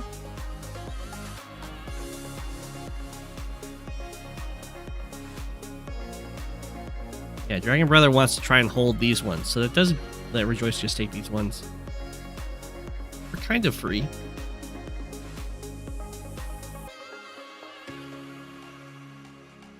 A nice artillery plus tank strike.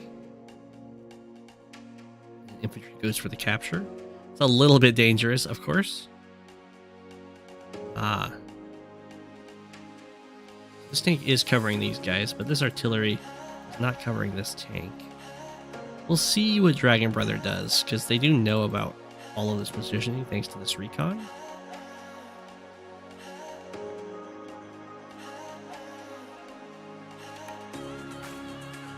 I assume they don't want to lose this one.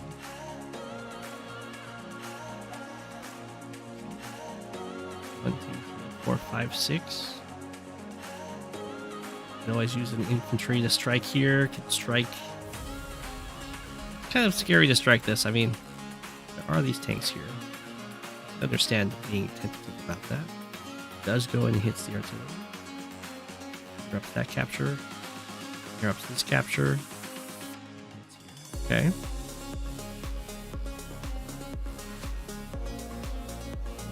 There are some vision problems that Rejeuce is running into here. But like a lot of tank first strikes are now on the table. As well as some really good infantry pickoffs. Interrupts the capture to go finish that off. And it's just as fast to go for this capture with a full health because it'll take 2 turns to the rest of this guy did. Although this is easier to actually interrupt. Again, gonna finish off this infantry. I like it. Pull off this tank, and we'll see if the artillery decides to stay here or like go back up here. I think we're gonna do the heal option. So a very nice engagement from Rejeuce, and I really like prioritizing killing off those infantry over continuing the capture. Once you kill off the infantry, you can just take the property anyway. So the problem that's a little bit of a pipe dream to go for that capture. The problem that Dragon Brother's running into over here is really that there isn't the artillery to work as the foundation to defend this front. And the fact that they didn't just stop this shenanigans from happening. There is a comm tower advantage right now. Dragon Brother and the transport copter, it looks like it waited for this guy, which is fine. This gets picked off. Very nice for Rejeuce. Then falls back. As all of the vehicles kind of together trying to go for this capture. So here Dragon Brother shouldn't attack in. Instead what you do is you hold back here and you attack elsewhere. Because if your opponent is kind of outdoing you in the vehicle brawl and has them all located in one spot, the way you're going to make yourself get back into the game is you kind of give up one property, go for other ones. That is a pretty scary attack, though. It's just I think Rejeuce can actually counterattack very effectively.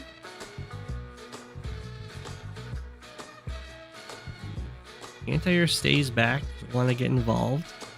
Well, if not too much stuff goes down, then that was a pretty good attack for the Dragon's Brother. Rejeuce is a little too tentative, inviting Dragon's Brother to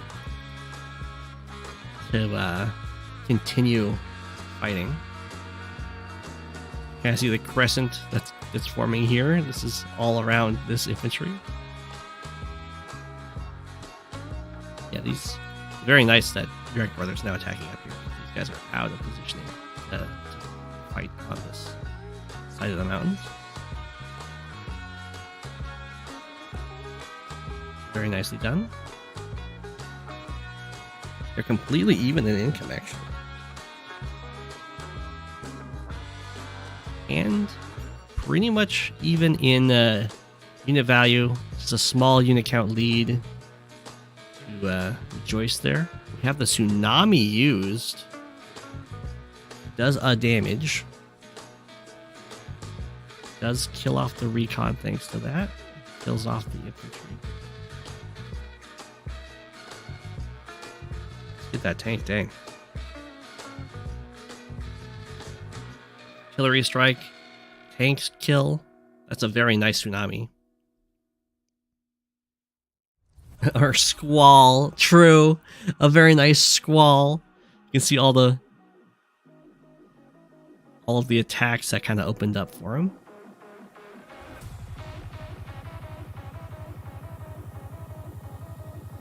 There is going to be a typhoon in response.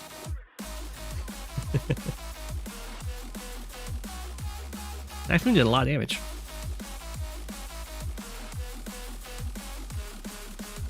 As you expect from global damage, of course. Looks like these attacking forces will be cleaned up.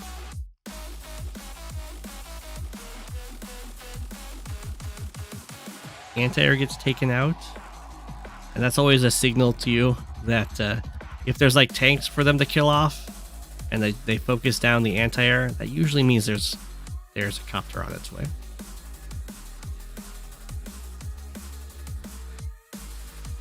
Although in this case, the anti-air was a little bit like the most extended vehicle, so maybe that's why they went for it.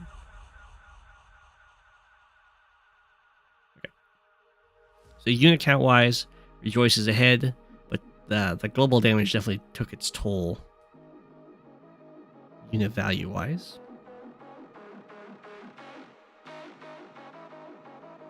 Still no change in the econ. Ooh, decides to form the wall while touching the opposing wall. Sure.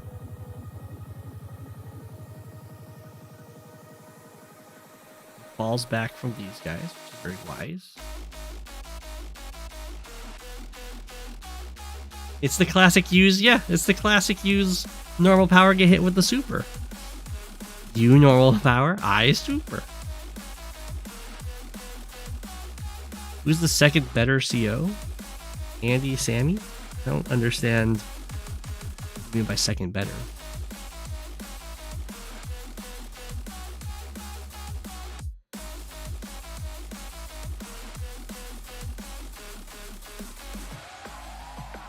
Back in here. Broke through. Does hit the artillery. Huge overextension to get that artillery hit though. That's the kind of attack that makes me think someone thinks they're losing the game. And so they're like, well, I'll just do a desperation all in. It's definitely going to be a very painful turn. Recon even gets the kill on the anti-air there.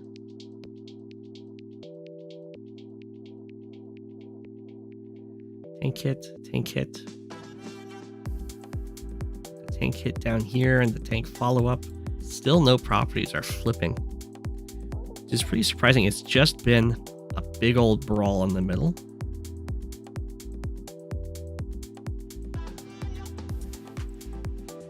Scouts to check the mountain. Does block to go for this property. Okay. Tank comes down, gets a hit. We do have a battlecopter. Strike. I assume this we got trapped here against this tank. Finish off that artillery. Finish off that artillery. Okay, so the artillery are now taken out of the equation. But again, the units are so exposed. I don't think Rejeuce even has to go for the squall. Could probably just get the typhoon after doing a few hits, but does decide to go just for the normal power. If it gives you what you want, that's all you need.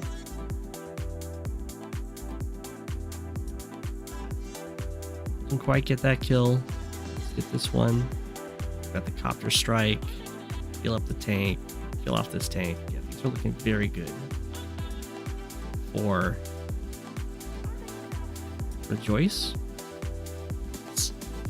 This capture, due to global damage shenanigans, has been stalled.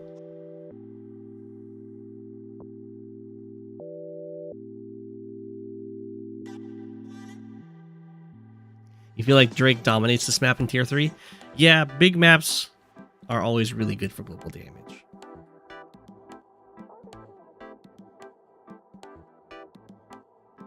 I called Fluffy out?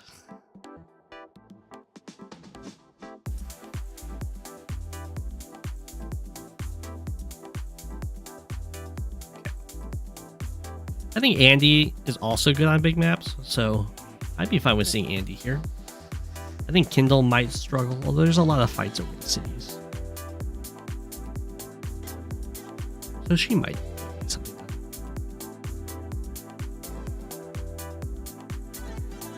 Down goes the recon blocker. Not going to happen. I'm surprised that Dragon did not use the Drake super. This is potentially giving Rejoice the opportunity to get 2 normal powers in.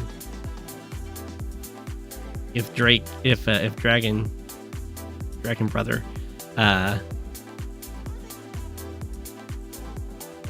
invites too many strikes when setting up a super attack. Because Drake wasn't available. Oh, did Drake get taken off of here? You only make bold attacks in desperation.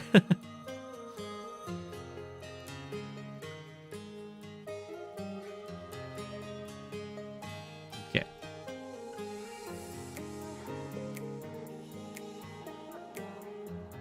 Okay, there we go. There's the Typhoon. I think it was triggered because of the captures. Global damage doing its thing and just getting a free. I was surprised that Rejoice kind of moved forward here, because I think that it's not like you really want to get attacked by the super. It's definitely invited being struck by the super.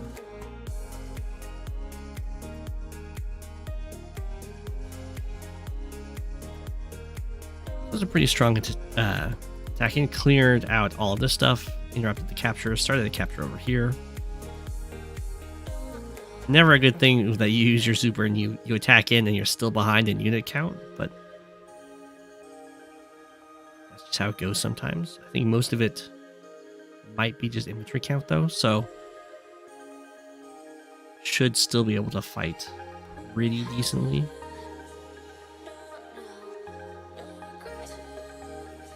Let's lose the copter. Okay. So most of the attacking force actually survived pretty happily. Okay, runs away over here, which is definitely the call to make. And kills off this infantry. It's a nice hit on this artillery. Kills off the anti-air. Kills off a tank. Kills off a tank. I mean, that's a really good turn. Finds 2 very injured infantry. Rejoice is going to have the super retaliation here. Surprisingly, though, not very many units are going to be able to kill stuff off if you go for it, though. So I think Rejoice might just hold on to it for a single turn. Oh, and look at that. Rejoice did end up getting a transport copter. So probably should have just gotten it in the first place. Oh, true. The landers on the HQ could sink. They're at 17 fuel. They dribble 1 per turn. But every time one of the Drake powers goes off, they get halved.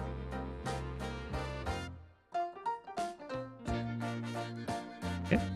Big fallback. Which makes sense. You don't really want to overextend while they have their super available. Although, being able to overcharge them can often be a really good thing. And something you'll note in the Drake mirror in comparison to the Olaf mirror is it doesn't come down so much to the super and who gets the super first, because Drake's normal power actually does something against Drake. where the Olaf mirror, the no more power just makes it snow, and both players ignore the snow, which is why it is so focused on the super. Where you can have this kind of dynamic in the Drake mirror, where you have someone using normal powers effectively and someone using super powers effectively. So you don't have that same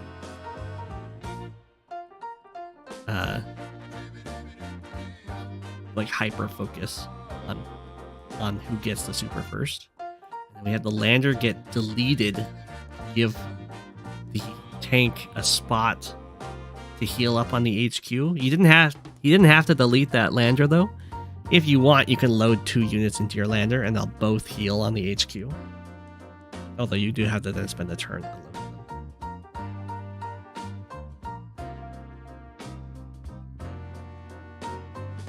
But now this is vulnerable, potentially getting HQ capped. Although this is global damage versus global damage.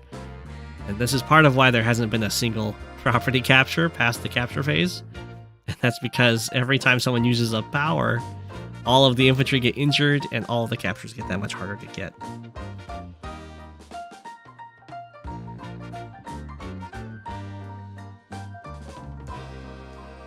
Okay, does clear off the city, or off the HQ, so it's a very nice breakthrough. Rejeuce might get this capture.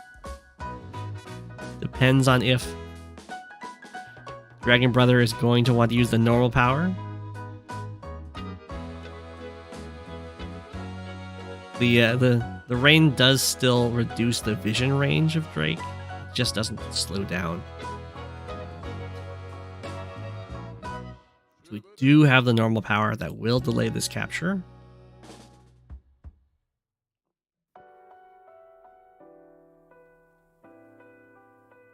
As well as, of course, give extra stats to these tanks that have really dove in deep. Lander's down to 7 fuel.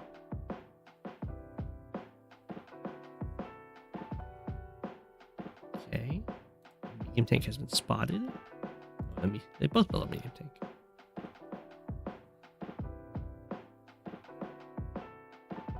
Alright. Most of these tanks managed to dive in and not get super punished for it. Which is kind of the dream. 1, 2, 3, 4, 5. Okay, but the copter can be taken out. So if the medium tank wants to, it can save this property, I think. Ah. Had to attack from the other tile, though. Otherwise, this copter will now have to somehow kill off this tank. Yeah. So the property is gonna get flipped.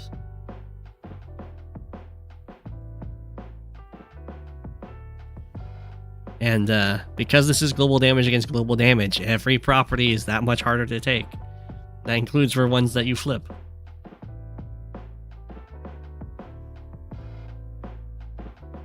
So there we go. We have 2k income lead now, which might be permanent.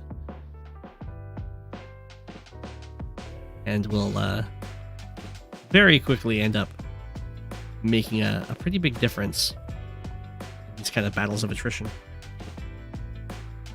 There's 3 versions of this map.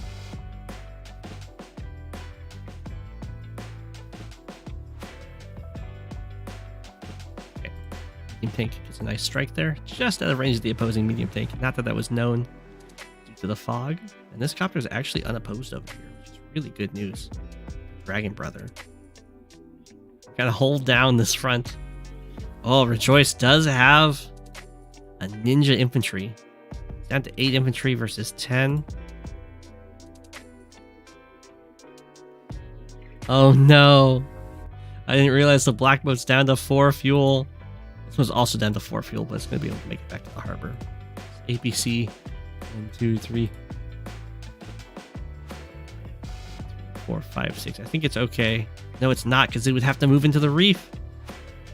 Oh, it will still be able to make it there in time to save the black boat. I was going to talk about how you could go for some ninja missions here with the black boats, but you do have to time it really well against Drake, because if you have your fuel halved while you're on your way to making it to this harbor, you could run into some serious problems.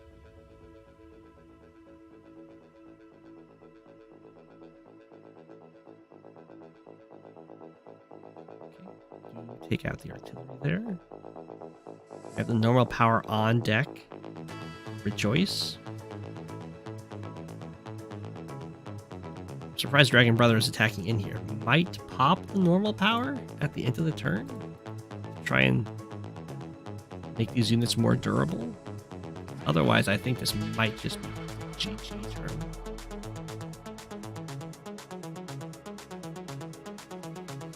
Because pop the normal power. The Squall. You have this nice medium tank on medium tank strike. And finish that off with tank. Yeah. Now that's going to be really tough for Dragon Brother to get anything done with on this front, including taking this city back.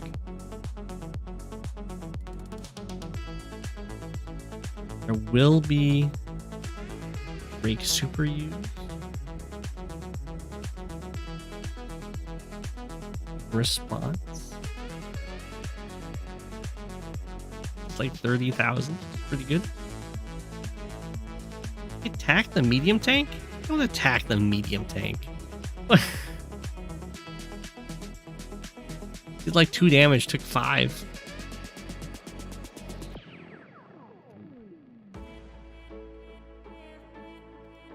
Okay, well, Rejeuce is now looking to be in a very commanding lead. Does save the black boat. It must have been. It was down to 1 fuel. Saving private black boat. Yeah.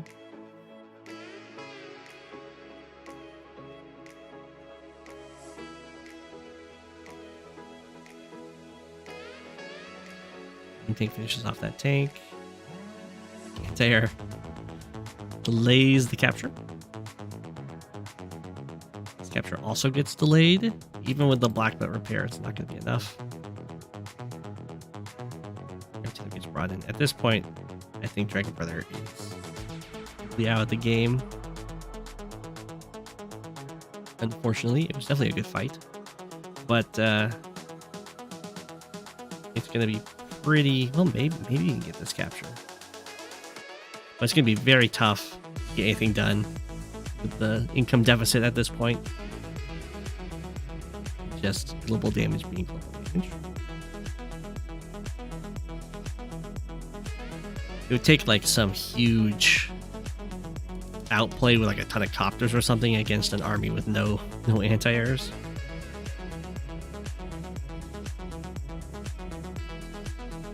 Tank interrupts, artillery comes in.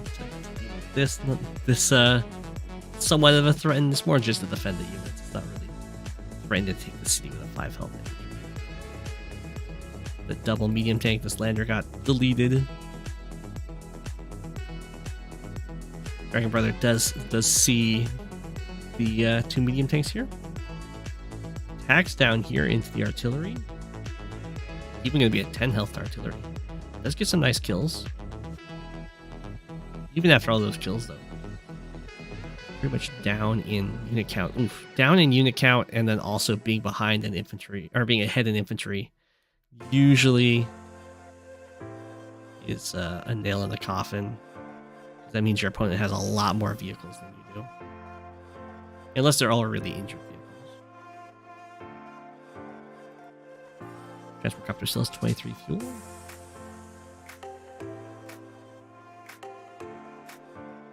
You drop down onto this mountain to get some vision. Artillery hiding out in these woods. Take some pot shots. Straight to the Neo tank. I like it.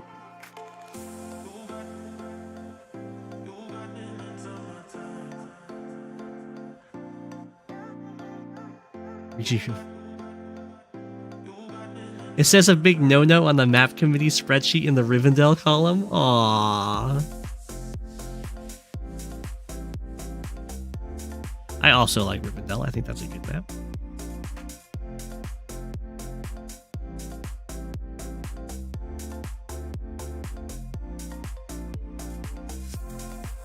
I think we're just trying to. This is how you force an issue, is you go for one of the captures and then you just back up that capture because yeah, your opponent is forced to invest stuff to stop you, or you just get a nice, even further income lead. Usually, you don't want to be quite so close to the capture because you don't want to invite your opponent to like first strike your whole army. But if you're this far ahead, then you kind of do whatever you want. Even inviting a first strike of your whole army.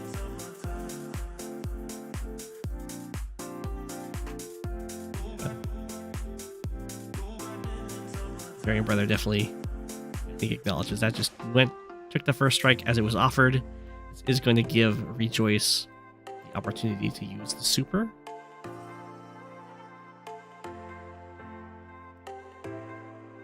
There we go. Kill off the anti-air, kill off the tanks. Like so.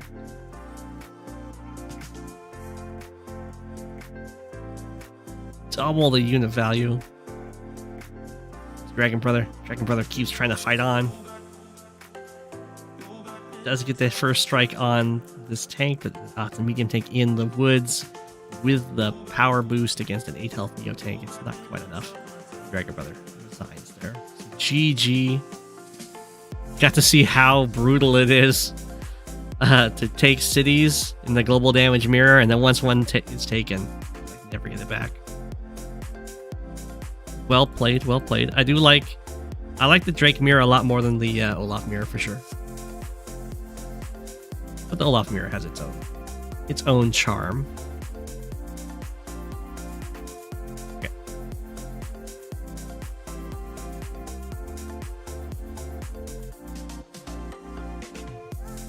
We have Unggoy versus Earl of Lemongrab. Who I believe is the submitter, but they put themselves as Yellow Comet, so I'll just keep them as Yellow Comet. I guess it makes sense, they are lemons. We can have them face like this, yeah, that's fine. This is End of Entropy. One of those mixed base maps, very infantry heavy. I don't like Hawk mirrors. I dislike Hawk mirrors more than Olaf mirrors, I think.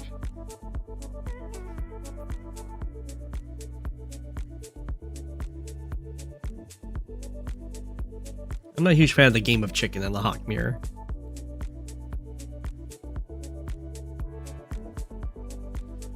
Okay. This is a pretty fun map. There tends to be a lot of infantry, and there's a lot of captures you can kind of bully around with infantry. You could go Sammy here, and then there's also a pretty heavy vehicle mid-game and lots of fronts that you can swap in between fighting on. So Max makes sense here too.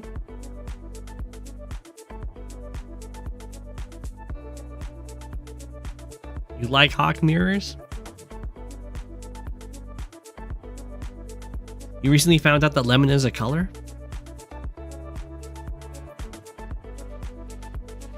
Yeah, the more you learn.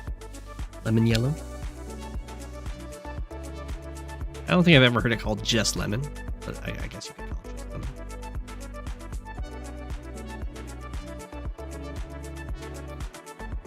Okay, so usually when you're playing Sammy on this against a non-Sammy, you want to go for some very contested properties. Like, Sammy wants to fight over this, like these island properties for sure, and she'll win.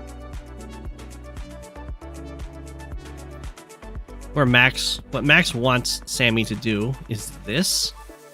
Max really wants you to dive in for these kind of properties because there's just no way that you can hold those against Max. These are really far away for the infantry to cover, so it's going to come down to vehicle fights over these properties.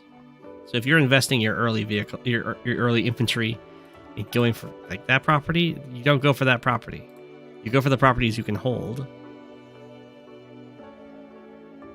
Like, Sammy can take this property, but it doesn't matter if Sammy can take this property because Max can just take it back.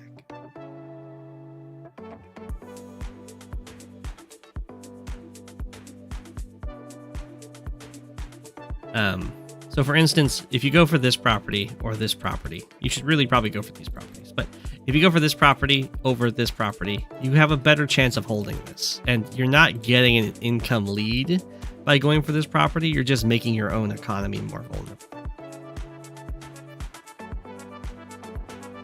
And then for max against Sammy, I would go probably like a recon here is usually what I do. You could do a recon here. It's okay to save up for tanks, but the recon harassment against Sammy can be really hard for her to deal with.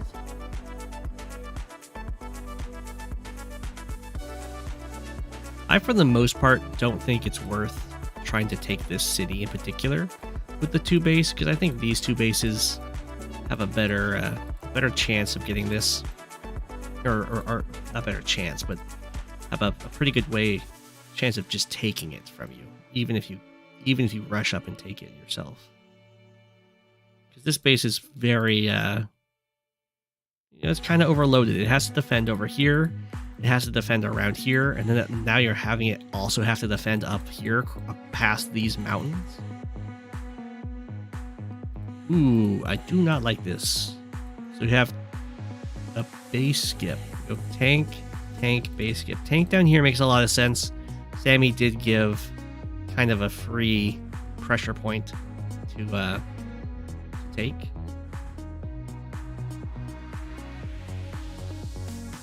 But I don't think you need to rush out the tank here. You can even just go double infantry if you want to get more tanks the following turn. I like the artillery buy. There's some nice positions to use the artillery on this map. You can use it over here while you go for the lab capture and get some free shots. You can use it to lock down these cities. You can dream the dream and go to here and then 1, 2, 3, 4, 5, 1, 2, 3 turns and lock down their base.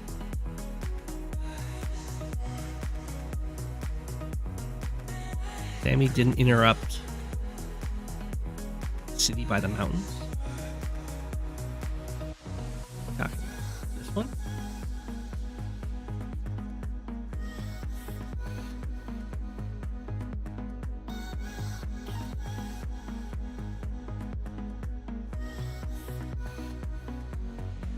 This is another case where I don't think it's worth it for these double base to go up here, because this is again just a huge vulnerability for you to try and hold. I guess for both players.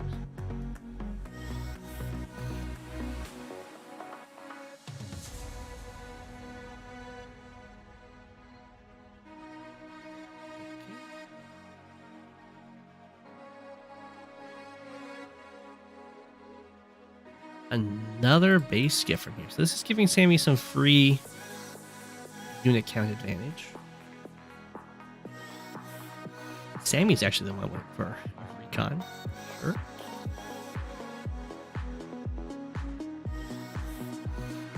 But this is a mistake. You have to just let this go, which I know feels awful. But anytime Max can just kill off your infantry, Max is going to be really happy. Remember, your vehicles are just way, way worse than Max's. So while it does make like sense in your head to be like, oh, I'm trading out that, you don't hit that. I'm trading out infantry. I'm like, I've got stronger infantry. I can trade them out and be very happy. But and like have positive trades. But really what happens is you trade out infantry and now both people are low on infantry, but they are stronger with their vehicles and you're weaker. So the reason you don't want to go for this attack is because it's in range of the base. So instead you just kill off this infantry. Because if this tank tries to hit you, you're in range of your base. You have the nice like this is the very narrow 1 tile wide front that isn't an overextension. As soon as you pass that 1 tile, you're now overextending into the other base.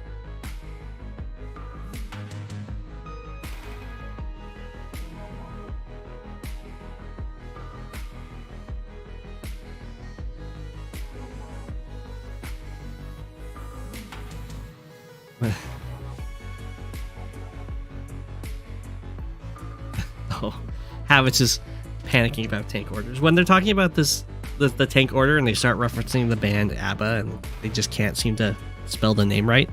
What they mean is player A, player B, so player 1 and player 2, and who can build tanks when, as long as they're going for the prescribed capture route that the map committee is using. Then when it says A, that means player 1 can build a tank on that turn or first, and then player 2 can build a tank. Or when it says B, and then player 1 gets to build a tank, and then player 2 gets to build 2 tanks, and then player 1 gets to build.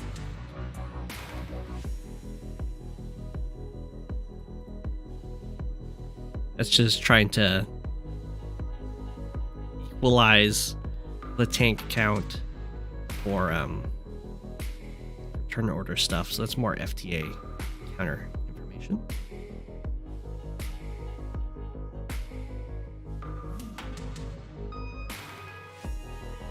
Okay, so here, yeah, you can see you really don't want to overextend. You just like lose a tank. But nice of Earl of Lemongrab to get the kill. Lemongrab.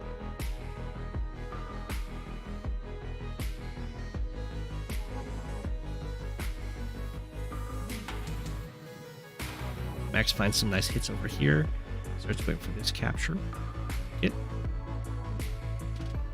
And here, kill off this recon. Start focusing on some of these infantry. The copter can hit here, so an anti-air is kind of being forced.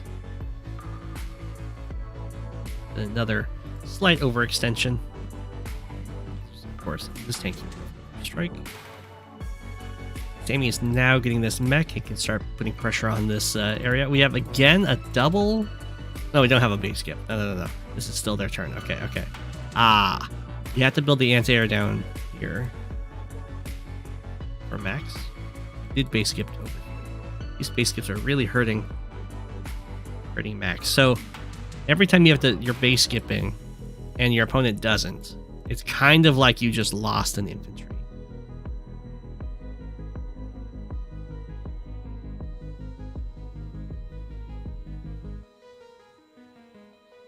So you need a good reason to base skip usually. In this case, it was to build copter.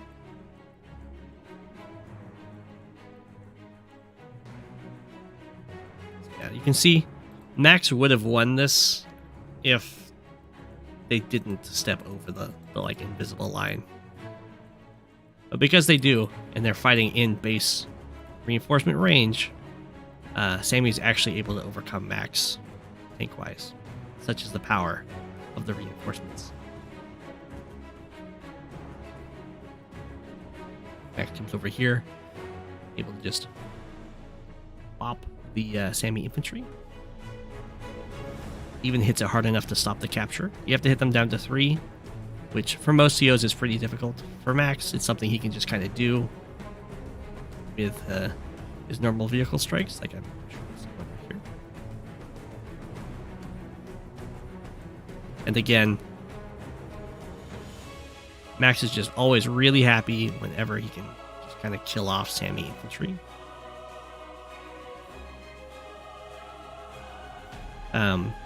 But something for Sammy here is that every turn you get to just kind of check to see if you can instantly win the game by like sacrificing units to get your super at a surprise time. I don't see a win here. There'd be 2 different wins. You could either win by getting enough captures that you win by getting past the capture limit, or you could capture both all of the labs. So like this infantry with Victory March could reach this lab. This one could too, but no, actually, yeah. So if this guy and this guy could clear the lab, and then this guy could just take this lab. So this would be a turn where Earl of Lemongrab should look to see how many bad attacks they can make, like sacrificial attacks to build up charge. Although 4 bars is a lot. That will usually take multiple battlecopters, because each battlecopter very handily costs 9,000. which is how much each of these bars is worth. And there hasn't been any powers used yet.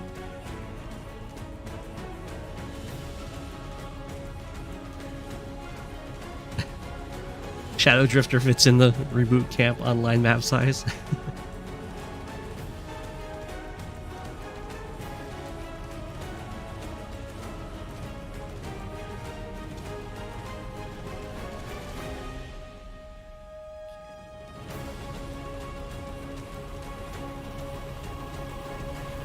We have a transport copter built. That's pretty unusual. You really probably would prefer to just not build anything, because if Max uses the power, the anti-air can just hit the there.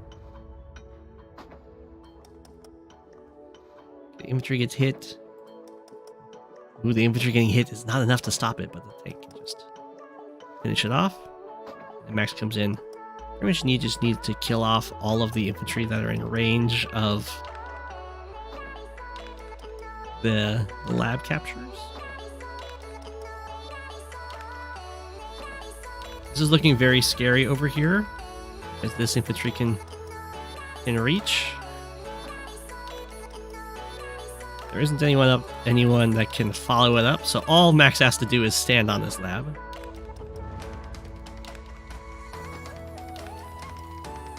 Oh no.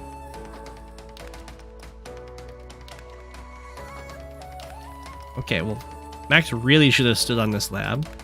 I don't know if Sammy has a way of sacrificing a bunch of stuff.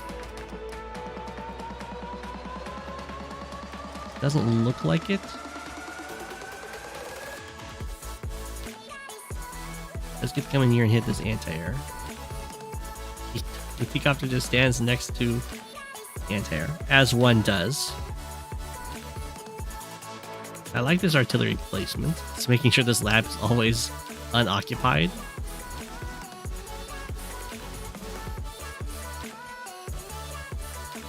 Not quite sure why Sammy went in and attacked there, because those are now just dead infantry. Sammy's also now no longer in a spot that can reach this lab, assuming these infantry get taken out.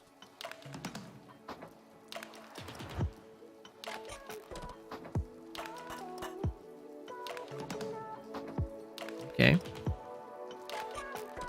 So it's a very nice breakthrough over here. Max can kind of clean this up just due to having stronger vehicles. Yeah, I'm not sure what was up with that T-copter. I guess it was just to build this battlecopter. So we do have a Max Super.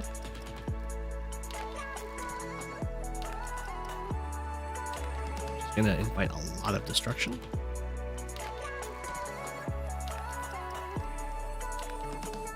It's under some serious threat. It's got the really annoying wombo combo attackers of copter and tank, and you want to build an anti-air, but the tank beats your anti-air, so you want to build like a medium tank, but double copter beats up a medium tank. It's tough. Triple copter, actually.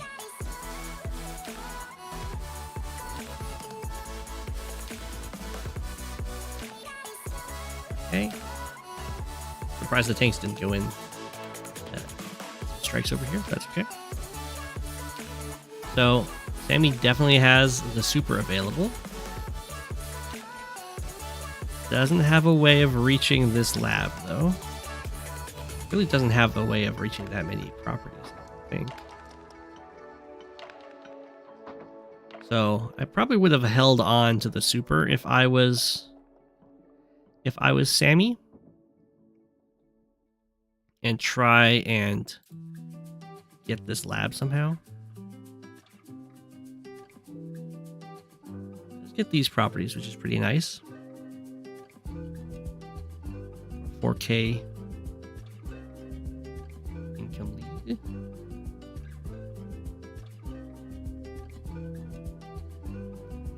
But at the end of that, even in unit count and slightly ahead in unit value is not where you want to be at the end of a victory march.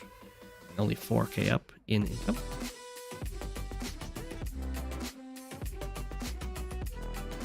What? Well, Max should 100% hit this anti-air. I don't know why he decided, or they decided not to. I'm pretty sure 8 health tank double copter will just kill the anti-air.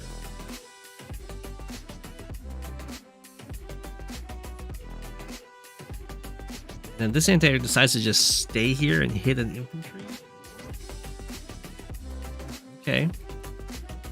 Well, that wasn't so bad for Sammy. So be able to start getting some more of these captures on the side.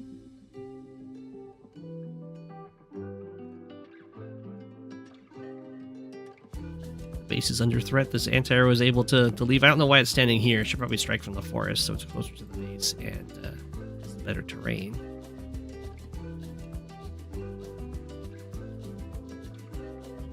Just an infantry is built here? That just gets killed by so many things. I have no... This is just throwing this base away. This is now a dead base.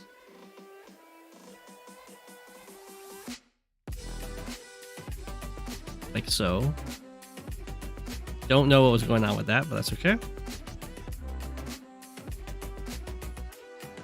Sammy does still have 3 of the 4 labs.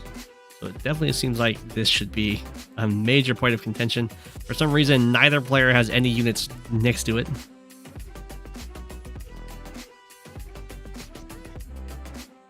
So at this point, as Sammy, I would be just spamming out copters. Because those are units that, you know, they're pretty effective, and also they're very easy to sacrifice for charge, for surprise victory marches. But looks like the idea is to just do a major front switch and try and trade corners here. Because now Max has actually taken an income lead. Now Max can just build like a real unit to defend. That's just a tank.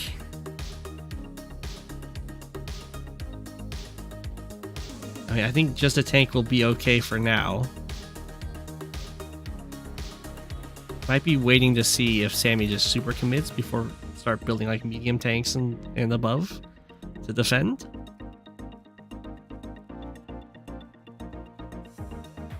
As you can see, just a tank is not going to be enough. A lot of units coming your way. Join caps, I'll get this in 2 turns. Tank strike. Join, kill off the copter, build Neo tank, maybe? Judging by the 26k in the bank. Start taking their lab back. Just on those. Build some medium, sure. Sammy still has this lab available to just kind of start walking towards.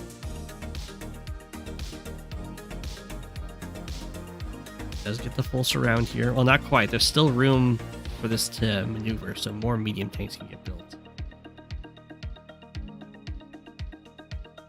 Lab is allowed to finish, although it doesn't super matter. It's very takeable for this army to just get this lab. Okay, we have the max blast. Blast on in here. That capture. Medium tank. Fence that. Break on through. Off a bunch of infantry, kill off a bunch of vehicles. Starts going for a capture. Surprised that Sammy hasn't done anything to move toward. Like, you don't have to walk around this way, right? You can build stuff and walk this way.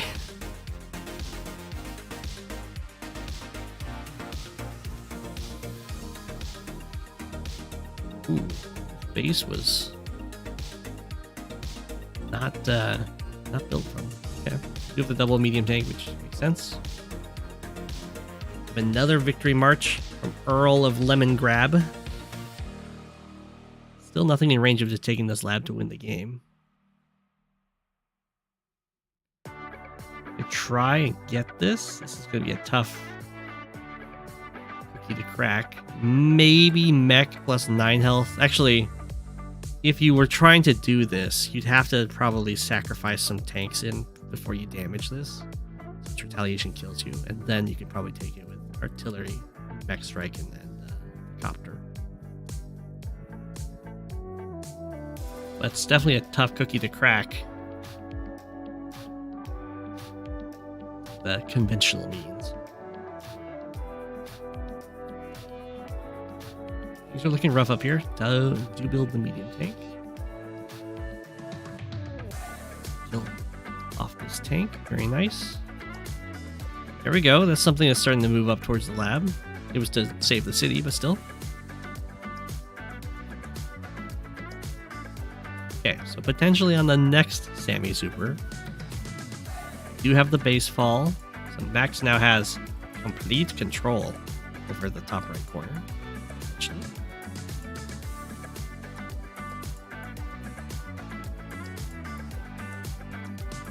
The infantry probably shouldn't be fighting. It should probably just do this to take this airport. But that's okay. Decides to just move back onto the factory. Okay. So things are looking very dire for Earl of Lemongrab. But as always, as Sammy can just take the labs and win the game. It's getting really scary over here. It looks like Max will be able to take this one, and that's going to be a really tough one to take back. Really just got to start moving towards this lab. Like up. I don't think this base is ever going to fall. Now Max is going to be able to take this lab from you.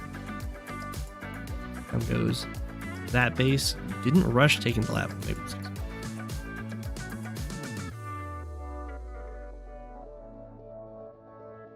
okay, I don't know how Sammy can make it back at this point. I think, yeah, there's the resign and the missile with class.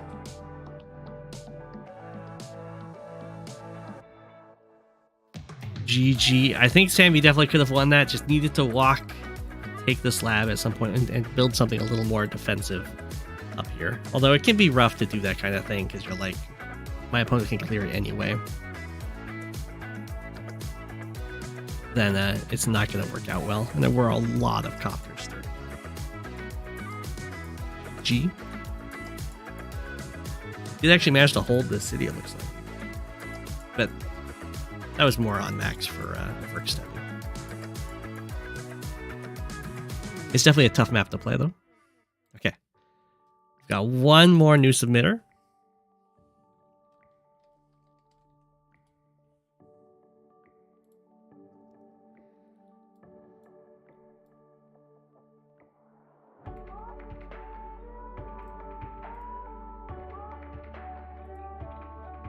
Got Grond.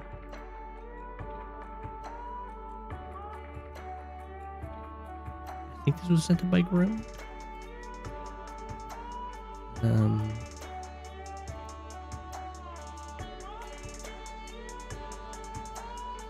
No, it's sent in by jonesisdumb. Okay. It's the semifinals. Oh, this is the Smacky Cup Division 4 Round 3. This is the Round 3 map.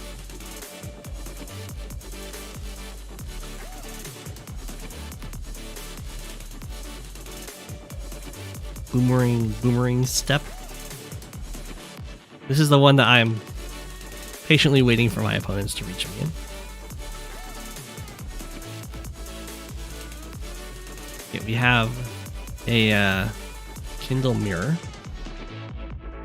Boomerang step.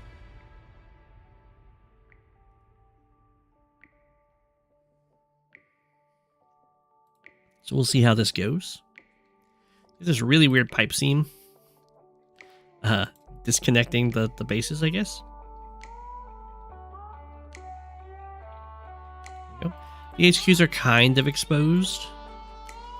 You can almost Well, if you're Sammy, you can threaten to HQ rush them. But luckily, this base deploys just fast enough to stop it. Okay, add to globally yesterday. Well, there you go. Got a recon first coming out of Kindle, coming out of Grond, and a double recon coming out of Jones. Okay, these guys are out for blood, kind of playing as Sturm. Although we have the tank follow up. If it was like triple recon to follow, then they'd basically be Sturm. Except for no perfect movement, of course. Okay, so it's double recon into tank. We'll see if these recons get any damage done. It does look kind of promising to attack over here, because there's only the one base that sends vehicles very safe or quickly without having to go through multiple forests. But I don't think the recon against the double base over here will probably get much done. But we'll see. Sitting on the plains in vision. Okay, well this is classic mistake. It's fine to like move out towards the city, but make sure that you don't stop next to the city, because now they can strike you from the city, and it takes you just as long to capture the city from here as it does from here or from here. So we're gonna have our first casualty to the recon over here. Very happy days for Jones. And of course, it's even more important when you're fighting against a Kindle, because I'm surprised this infantry survived. I guess Jones doesn't have a comm tower, so barely live. Runaway infantry, go hide in the woods. Ooh, Grond finds this recon, very nice. And the comm towers are pretty contested on this map. Both players start building copters from this backwards airport. Copters are very flexible in which way they want to go. Here it looks like, of course, this one base side, what Jones has in mind. This is, this is, I was talking about this earlier, where you don't want to send your recons to a very predictable place, because this can just happen.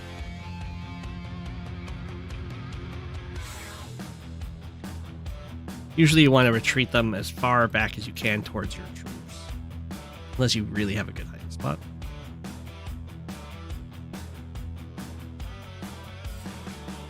Okay. One comes in to interrupt this comm tower capture. Finished off with this infantry. And this is where you actually sit your tank on the comm tower. Okay. So you want to sit your tank on the comm tower, and that's because your opponent doesn't have Urban Blight yet, and they also don't have a comm tower, so they have no way of effectively removing this tank from this property.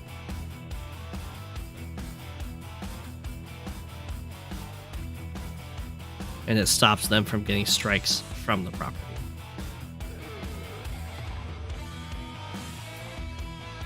Okay, over here for Grond, you just let this go. If you're fighting against Kindle and you have a tank and nothing else that can attack something that they probably have guarded, you just let it go, because you don't want to your tanks get absolutely bopped from those attacks off of the properties. It's one thing to use a recon, they're a lot cheaper than like using infantry.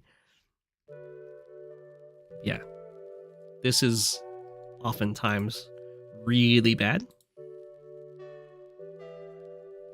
Down goes the recon too.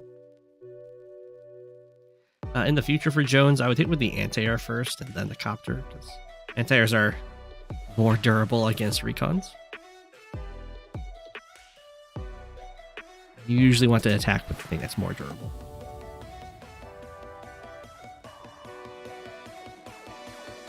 Down goes this recon. Nice pick off from Grond. It's a little bit risky, but it isn't. You're not standing next. You're on a road, which is awful terrain, but you're not next to like a property, so fine.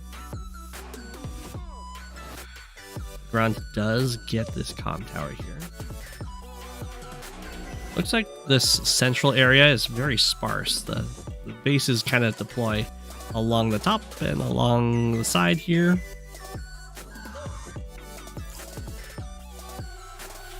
Get a tank. Ooh, okay.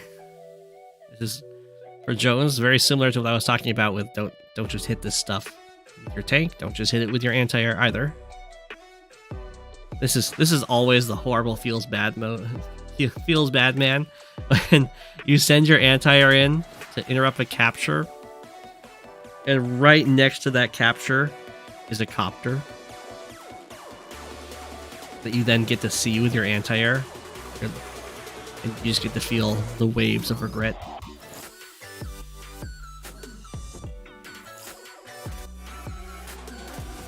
Okay, Run finishes this guy off. Don't attack in here. I think this got trapped on the top tower. Really trying to deny this, but it's just, especially against Kindle, it's just never gonna work out very well. Have the Urban Blight. That looks like it was an Urban Blight on cooldown, which I do not recommend. Urban Blight on cooldown basically means I can get the Urban Blight, so I'll use it in order to get some repair damage in. The repair damage is like basically negligible. It does a little bit. It's less than killing an entire unit though. So if you can use your Urban Blight to instead get a whole unit kill, then it's worth a lot more.